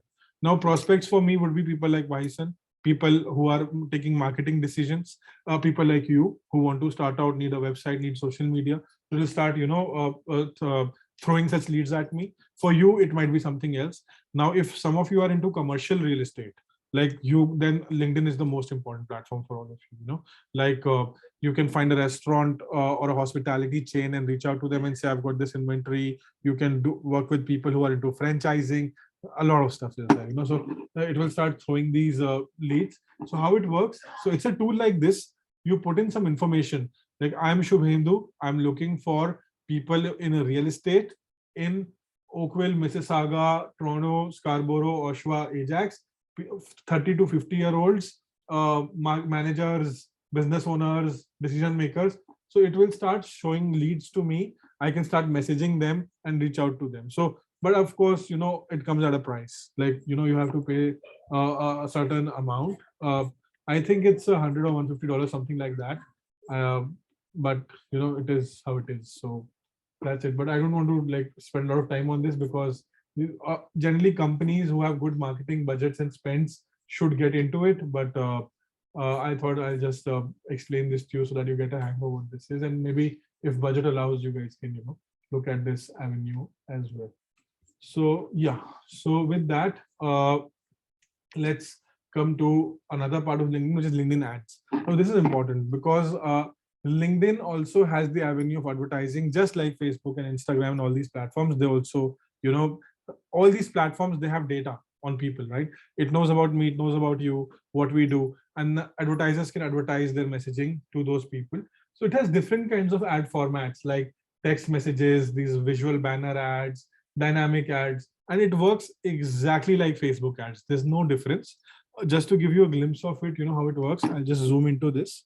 First, let me tell you like how can you access it. So once you're on your LinkedIn account, let's say you're on the home page, you go to this box here on the top right. Like this is the place where all the action happens. Once you click on it, right, you will see this place here. You will see advertise, right? Just a second. They keep on changing the position of it. Have they? Oh, sorry. It's now, earlier it was here as an icon. Now they've brought it here. They keep on doing that for some reason. I don't know. Right. So this is again, just like how Facebook has an ads manager. This is a campaign manager for LinkedIn. It's exactly same like Facebook. There's no difference. You can set up a campaign like, we do on Facebook. This is that dashboard for ad campaigns. It is exactly like Facebook. There's no difference. I'll just show you the kind of objectives you can run in ads. So it can be an awareness ad. It can be a consideration ad, website visits, engagements, video views, or it can be a conversion ads like leads. So people can fill forms. Yeah. You were saying it's for this going to cost $100. That was something else, sir. That was LinkedIn Premium Services. That was this tool. But this is something else. Yeah, this is LinkedIn ads where you That's free. advertise. That's the one that's free. Ads are never free. You have to pay. Like Oh, I have to pay for the ad? yes, Or if I can post something for sale for free, I can do that? yeah, of course. A So house? you can post. I can post whatever I want. But if I want this post to reach out to more people, if I wanted to reach out to thousands of people from a certain niche, then I can advertise it. Then I can go here and I can go to awareness, or I can go to engagement and I can advertise it. So it works like that. So generally LinkedIn ads is done by like, companies who are into lead generation and, like that, tech companies and or big real estate companies like CBRE and this and that, because, they want people from particular industries. So they do it, but it's good to know about these things because tomorrow, if you want to like do commercial real estate or something like that, you guys can use it. So anyway, what I was telling you was that on LinkedIn, you can target people by their job titles, which is great, like, and their industry. So if you look at it, I can target people by their company, education, job experience, interests. So if I want to advertise my agencies, let's say services, so I can target real estate companies, automobile companies, dentists, physiotherapists. I can target them by experience, interests, and geography, and maybe I can show them an image ad, a video ad, and all these things, and they might engage with me. But again, I think the whole aspect of LinkedIn, see, so this is you all have heard of Shaw, right? Like the telecom company. So this is an ad by Shaw, where Shaw is saying selling Freedom Mobile to Quebecor would lead to lower prices for consumers. It's done some article and it's promoting that article for me to read. So they're trying to push some agenda by putting some money. It says promoted. That means it's going as an ad, and they're pumping money into this for me to read. So like that, people advertise for different things. I mean, I'm not sure how relevant it would be for all of you right now, but tomorrow if you have a firm or something, or you start your own brokerage, or if you have one, you can do it. Like there's this app called Float. So it's saying when we say we are the best charge card for, so it's a credit card alternative, it's running an ad. Find out why finance teams love Float. So the reason I am seeing this ad is because they're targeting business owners, and business owners can get this credit card for their sales team and this and that, and it's targeting this ad to me. So these kinds of ads work on LinkedIn, and my goal was just to show you, how it works. Just a second, I shut it by mistake. Yeah, just a second. Sorry. The Prime Minister, Oh yes, that's a. Indian guy. Sumesh? But is he Indian really? Sumesh? Rishi Sunak, but is he Indian, sir? Like, can you call him Indian? Sure. Why? Because His one parent is from Kenya, another is from Tanzania. He's always in UK. He's never been to India. So just his wife is Indian. Like, Oh, I didn't know that. he- He never came to India, so Right. he's not Indian. now you can call me Indian because 30 years of my life I was in India. But how is he an Indian? I'm not taking offense. I'm just No, then he's not Indian. he's not. What is he then? He's a British person. He's a British national. Yeah, although people on LinkedIn are going crazy. Yay, Indian guy, UK prime minister. He's not Indian. Yeah, He's not Indian. I don't know that. One parent is Kenyan, one is Tanzanian, and then he was born and brought up in UK. Only his wife is Indian. Oh. Yeah, but his He's in two nationalities. yeah, but his in-laws, wife's parents are like one of India's most popular people. They have a very big tech company called Infosys, so global company, one of the richest people. Hydra, Infosys, not Tata. Infosys. Enforces. Yeah. Anyway, so back to the topic. I gotta look to him. Oh, you should, sir. It's a beautiful country. And make a company there. Not a bad idea. What? So anyway, coming back to this, sorry. So see, I can target people by their designation: senior, manager, director, job function, marketing, type of company, this, that, and I can advertise. So all these avenues are there, but the thing about LinkedIn is that LinkedIn ads are very costly. They're not like Facebook. You need to spend like good $500,000 every couple of days on LinkedIn ads, and it's very costly. So generally, companies with good marketing budget, they go for LinkedIn ads, or companies who have investor money to burn, they go for LinkedIn ads. But if done right, you can do LinkedIn well without even advertising and these premium tools and all that.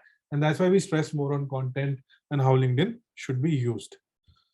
So this brings me to the final topic, or the final point for doing LinkedIn the right way, is being consistent on LinkedIn. So this means you have a profile in everything. You're posting content, experimenting, talking about things, sharing videos, industry knowledge. But there has to be a systematic operating process. There has to be some system and some kind of logic to how you do things. So it's good to devote 20 minutes a day and not more if you don't have time for this. You can connect with former and existing clients, friends, colleagues. If you go on LinkedIn, connect with your, I would say, network, and just tell them that you are into real estate. That will explore, in itself, get you more opportunities because people will know about you. Strategize on how you want to do lead generation, networking with people, getting into connections, sharing, liking, commenting on posts, congratulating people, celebrating achievements, writing recommendations. I think that's also a very good way of, getting traction. You can go to a like-minded, like a person from your niche, or a person who's also into the same industry, ask them for a recommendation, give them a recommendation. So that will also add a lot of value. Write something on a trending topic. Now, this is something I want you all to, take from me as a hack, right? Not a hack, but a tip. See, when you go to LinkedIn, on your top right here, you see something known as, news. So in this news, you see what all topics are trending, right?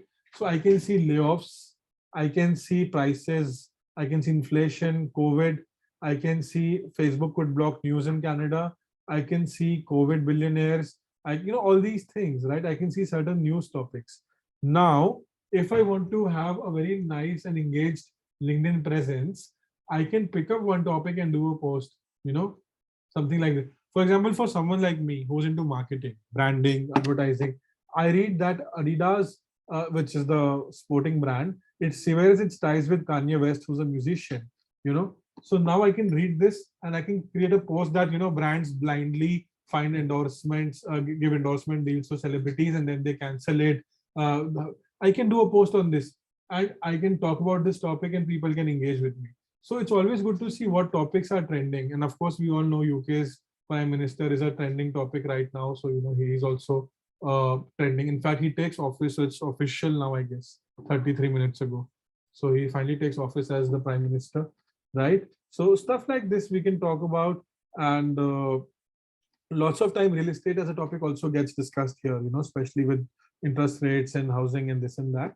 So I think that's also there. And if I'm not mistaken, Ontario's premier, Mr. Ford, also has some policies for housing, right?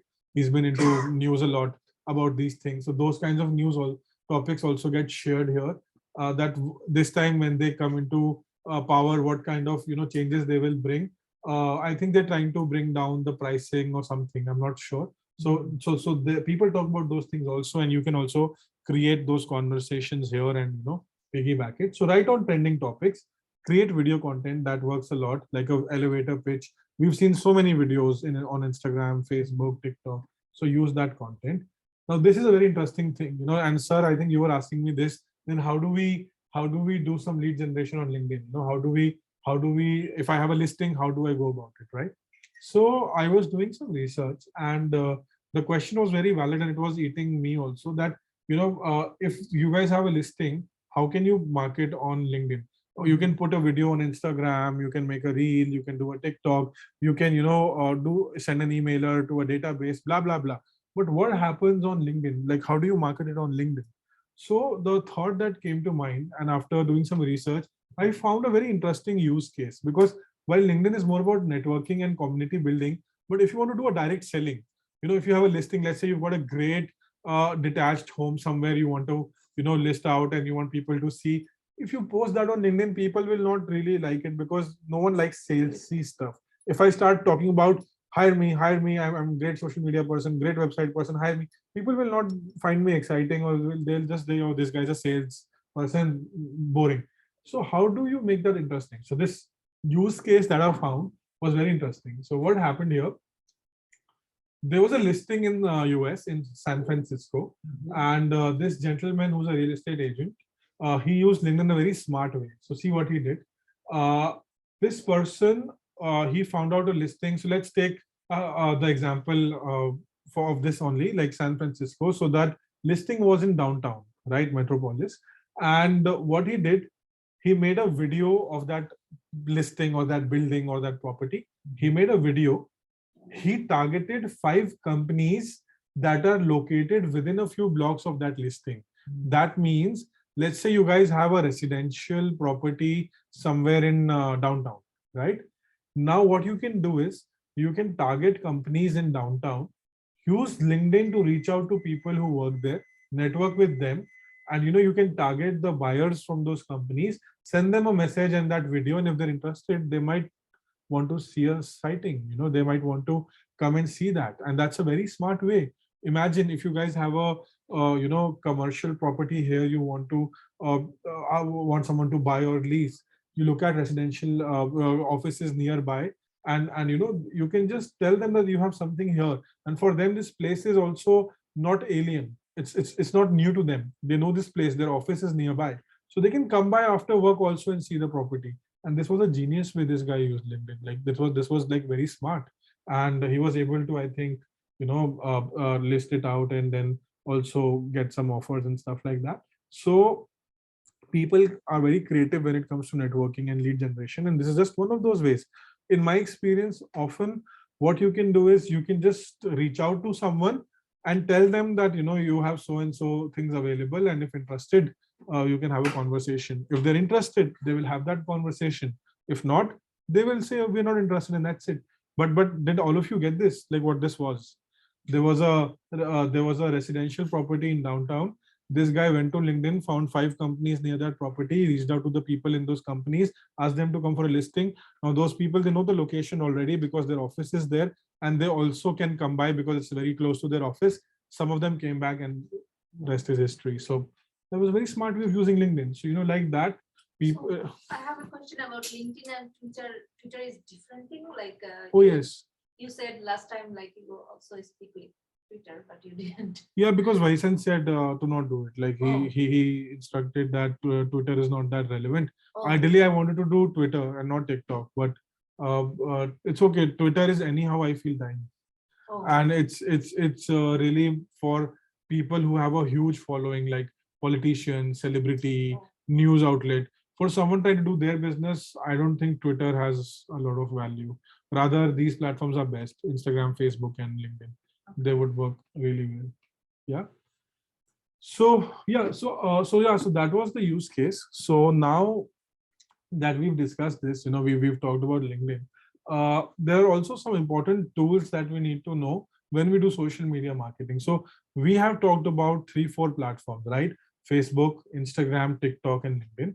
But it becomes very difficult to manage all of this, when you have to also do your work, manage your home, manage your work. Then how do you do it? So there are certain tools that make our life very easy. So we'll just go through them one by one. So the very first tool, which I want you guys to have a look at, is a social media management tool. So they have free accounts also, paid accounts also, depending on how much work you need from them. So I think initially the free accounts would be great for everyone. So there are two tools which I want you to make a note of. One is Buffer and one is Hootsuite, right? What, sorry? Buffer and Hootsuite. I'll just open them also. Buffer what? Buffer and Hootsuite. I'll just open it. Don't worry. Buffer. Buffer.com. Yep. And Hootsuite. Buffer.com. Yes. And what? Hootsuite. Hootsuite. Yeah. Hootsuite. So these are basically social media management tools. Now, what do I mean by that? For example, let's say you have multiple social media accounts and you want to post on all of them one by one. So what these tools do, they make you create an account on their platform, and they link all your social media accounts to their platform. So if you post something here, it will go out on all of them. So you don't have to log into each platform and then, like We're post. individuals. Yeah, So that- one is good for 3 or 4, Yep, whatever. yeah, sure. Yes. Oh, So it works that way. So see, Hootsuite.com. yeah. So you can just choose when you want to post, what kind of post, how many posts you would be doing, and you can just schedule it, right? And you can choose when. So it has a calendar kind of a format as well. So you can just schedule stuff and then you can post it, and it would go. You can also answer comments and reply to messages from this one single dashboard. So everything happens in a single place. It's very easy to use, right? So every time you go in here, then you have to put your account, the Facebook account, the LinkedIn account, or what? No. When you sign up on this, you have to sync your social media accounts to their Oh, the platform. account. If you have 4 Yes. or 5, you have to put it It's a in. one-time thing. Once you do it, next you only have to sign in on the like go here and post. You don't have to sign in everywhere. Just this one single So place. your account name, let's say your account would be your password for Facebook and your email, right? Yeah. So once you log into this, you have to first time log into all your accounts and link it. It tells you how to do it. Once you log in, it will say connect Facebook. You'll click on connect Facebook. It'll ask for your ID and password. Will connect. Mhm. Connect Instagram, ID, password, connect. Oh, that's Next great. time, next time onwards, you just log into this. You put a post. Say I want to put it on Facebook, Instagram, Twitter. Publish. It will go everywhere. Oh, that's great. Yeah. So it will save time and it makes Saves things. time, Yeah, and it makes You have to things duplicate or efficient. triplicate or Yes. quadruplicate. Yes. Yeah. Another alternate to this is Hootsuite. Hootsuite is also similar. Like I personally prefer Hootsuite because it gives you a few more features, but Buffer has a better user interface, nothing else. So they're all similar. They're like this calendar format kind of a thing where you can choose a date, choose a time, upload something and post it. It's like that, right? And you can just choose a platform. So it works like that. So it's really very simple and easy. So yeah, second, which is very important for us to know, is content creation tools. Content creation tools, especially for creatives and stuff, we put one is Canva. If you remember, we spent a lot of time in the second session on Canva. So Canva helps you create all these graphics and posts. And in case some of you have forgotten, I can just open that up also and just show it to you. So this is what Follow LinkedIn, you hit this creation, social media creation, Yep. LinkedIn, right? Content creation, Canva. And there's another, I'll just come to that also. So Canva is like one of the most easy to use and the most popular tools for creating content. For example, if I want to make a Facebook post or a social media post, like if I want to make something, I can just go to templates here and I can choose like what I want to make, right? And I can just find out stuff. There's so many things. Let's say for social media, I can choose if I want to make an Instagram post, Facebook post, Instagram story. If I want to make a WhatsApp message, maybe you guys have a WhatsApp group of your clients. I'm not sure. So you can have that WhatsApp message, TikTok videos, YouTube, so everything is here. So let's say, for example, if you guys are looking at Just a second. Social media. I'm so sorry. Oh boy. Social media. Let's say Instagram stories. You want to make an Instagram story. So you can just choose a template here, right? And there are some free ones, there are some paid ones. You can decide what you want to use, free or paid or whatever. You can choose one template and then you can just go about it, right? So like, for example, if you want to put something inspirational, you can choose a template like this. I think we spent some time on this, so I'm just doing a quick recap. I can even change the text if I want, right?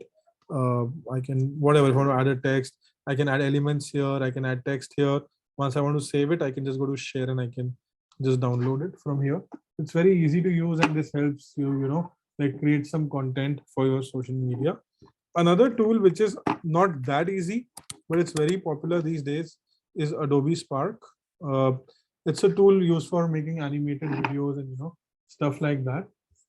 So what it does is, you can put animations in your content. This was relevant, up till like a couple of months ago, but what Canva did, Canva also brought these features. So I would say go for Canva only because Canva has videos too, and that makes life very easy, right? So now this is the feature that Canva has introduced called videos. So you generally don't need Adobe Spark. It's also complex. Canva has a free feature and you can make videos here, right? You can take template videos. You can shoot videos from your phone, upload them here, add some text, add your branding, add your messaging. You can do it from your mobile phone only. You don't even need a computer. So Canva has an app. You can download that app and you can go about it. Let's say this is a Facebook video. All right. I go to customize here. So this is a video template here in the background. This is the demo of it playing, right?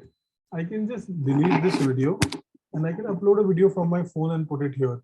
You guys can shoot a video of a listing, upload it here. You can just add, right? New listing, something like this, Toronto. I'm just writing random stuff, dollar, whatever. Let's say 800,000, right? So something like this, right? So you guys can add that content, put some description, have that video. Any kind of video can go back. Let's say if this was that video, I can put it in the back, right? Something like this, and then I can put that text. So like this, there's a lot of customization and those features are there. So one was your social media management tools, which help you make your life easy and manage your work. Second was your content creation tools. And third, tools for webinars and meetings. So I think you guys are all familiar with Zoom. So there are two tools like GoToMeeting and Zoom, which you guys can use for scheduling meetings. Now these are very important because what happens is, like when you do lead generation, right? You use social media like Facebook, Instagram, LinkedIn. You guys are setting up meetings, doing lead generation. You guys need some place to do that meeting, and always a physical meeting is not possible. What I've seen is some real estate agents, they do a live meeting on Zoom, which is a video meeting, and they understand the requirement. And these platforms work really well. Just like I would say a tip from my end, just to help you all out. There's this tool called Calendly, and I think some of you already know about it. So what happens is Calendly helps you schedule your day. Like for example, what you can do, you can take a basic subscription of Calendly, and people can book a slot with all of you. Like let's say for example, I am a prospect. I reach out to you. I say, hi, I'm looking to sell my house. Can you help me? So what you will do two things. One, you will send me your Calendly link. I will open your Calendly link and choose a day and time as per your convenience when you are available. And I will sign up, and automatically a mail and invite will go to you and me, both of us. And now we are booked. Second, what will happen is you can integrate your Zoom or your Google Meet or your GoToMeeting to Calendly, and that meeting link will also automatically generate. So whatever leads you guys have, you can easily block calendars, set meetings, and you don't have to do all that manually to make your life very difficult. It can all sync in one go in this, and you guys can just schedule all of that together and just do meetings as and when you go, right? And that makes life very easy. So that's how you can schedule. So just to give you like some insight into this, this is how it looks like. So two people can do this, right? So person who wants to book a meeting with you can do it. So let's say if I need a 30-minute meeting with you, So your link, when I click, this thing will open. So I can choose the month, date, and time slot, and I can just request that meeting, and you will also get the invite. I will also get the invite, and that Zoom link will get generated. So it will save you a lot of time. If you don't use it, then you have to block, send, go to Google Calendar, send invites, send meetings, write it somewhere. This saves time, and the more time you save, the more time you get to do other So things. other person also need to this app or No. Only it's not necessary. You have an account, they can just put their email ID and just request the meeting schedule. That's it. And you can link your Zoom to this, and that Zoom meeting will also come there automatically. So your Zoom invite will come. You guys just have to join the Zoom call. That's it. So this app also we have to download mobile. Yes, if you guys get a lot of meeting requests, then yes. Yeah, so it makes life easy. Yeah. So so these were some webinar tools. So I think that's pretty much it for today. So I'll just open the forum for some questions and answers, and then we can call it a day. So thank you so much for your time, and that's all about LinkedIn. So if there are any questions, I'll take them, and those who are on the Zoom, if you've got any questions, I can take the questions on Zoom as well, and then we can just call it a day. Yeah. So thank you so much. Yes, thanks. Yes, thanks. I know it seems like a lot of work, Facebook, Instagram, TikTok. Like, if we do this, when will we do our work, right? I understand, but that's how it is. So, sometimes you have to manage that time. Sometimes you have to hire someone. Sometimes you have to take that time out yourself. So it's like that. But at the end of the day, a little effort has to go on all of these, and especially Rome was not built in a day, like it's not like tomorrow you will go and become active on all social platforms. It doesn't work like that. You can pick two and start with two. Maybe Instagram, LinkedIn, maybe Instagram, TikTok, maybe Facebook, Instagram, or however it is convenient. Or you can use those tools that I showed you to, manage your day better. So like that, but have an approach, because having that approach is important, especially for real estate agents and realtors and brokerage firms. Three things are very important. A website with a Google presence, because people search for you on Google, right? They search for your reviews, listings, rankings. They search for, definitely who this person is, the testimonials, the credibility. Second, a good social media presence can be Instagram and LinkedIn, can be Facebook and LinkedIn, something like that.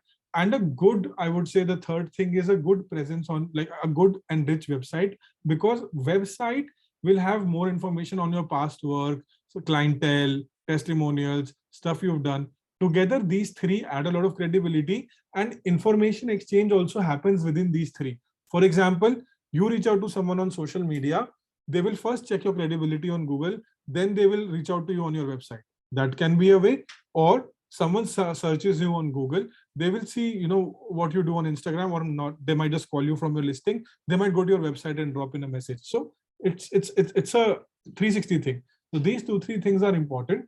So you can all plan it out, accordingly. So that's pretty much it. Yeah. So I hope I was able to add some value in these 4 weeks and at least open your minds to the possibilities. Google account?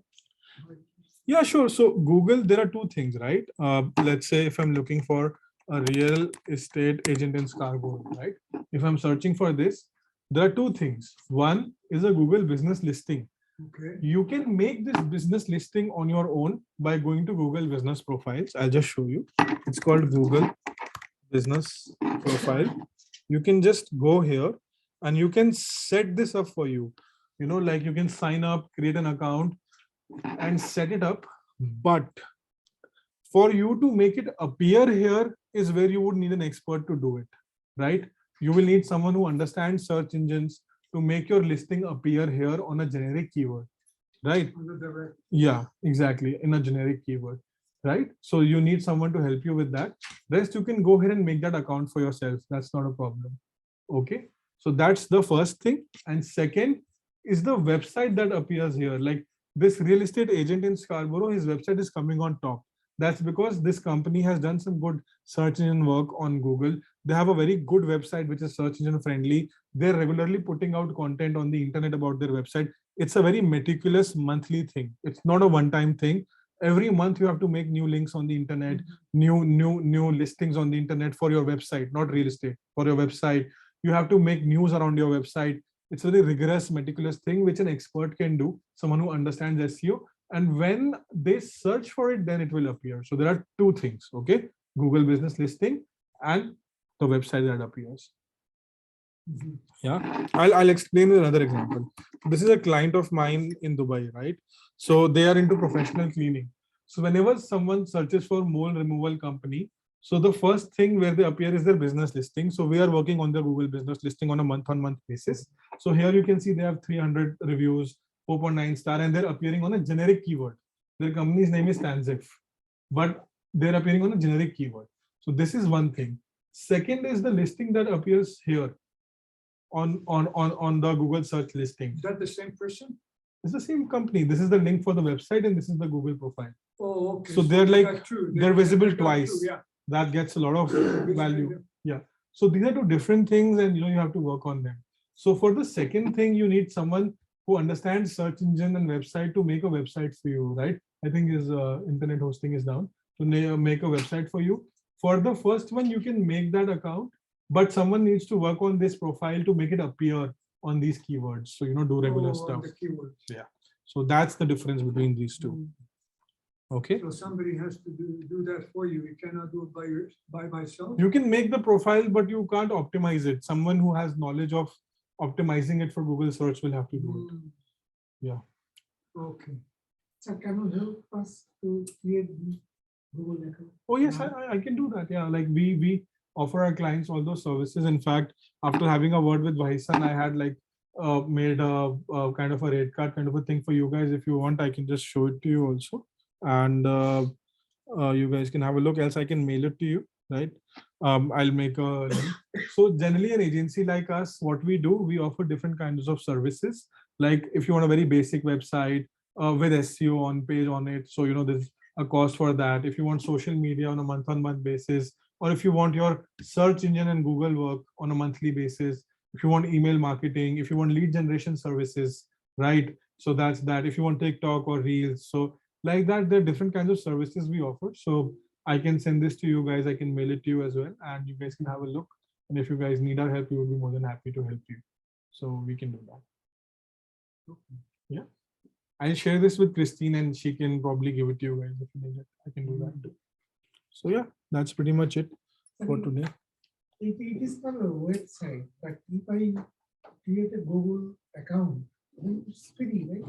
The Google business profile is free, but for it to appear in the search, someone will have to work on it. You can make that profile, but it will not appear when someone searches for it. Some expert has to work on it to make it appear, optimize it, put content on it regularly, make it more visible. So it's like that. Yeah. Cool. So I think that's pretty much it for today. So we'll stay in touch. I have that Facebook group that we've made and you guys can ask me questions there and I'm more than happy to answer. So you can be reached at this number, right? yeah, of course. Yes. 905. 924-022.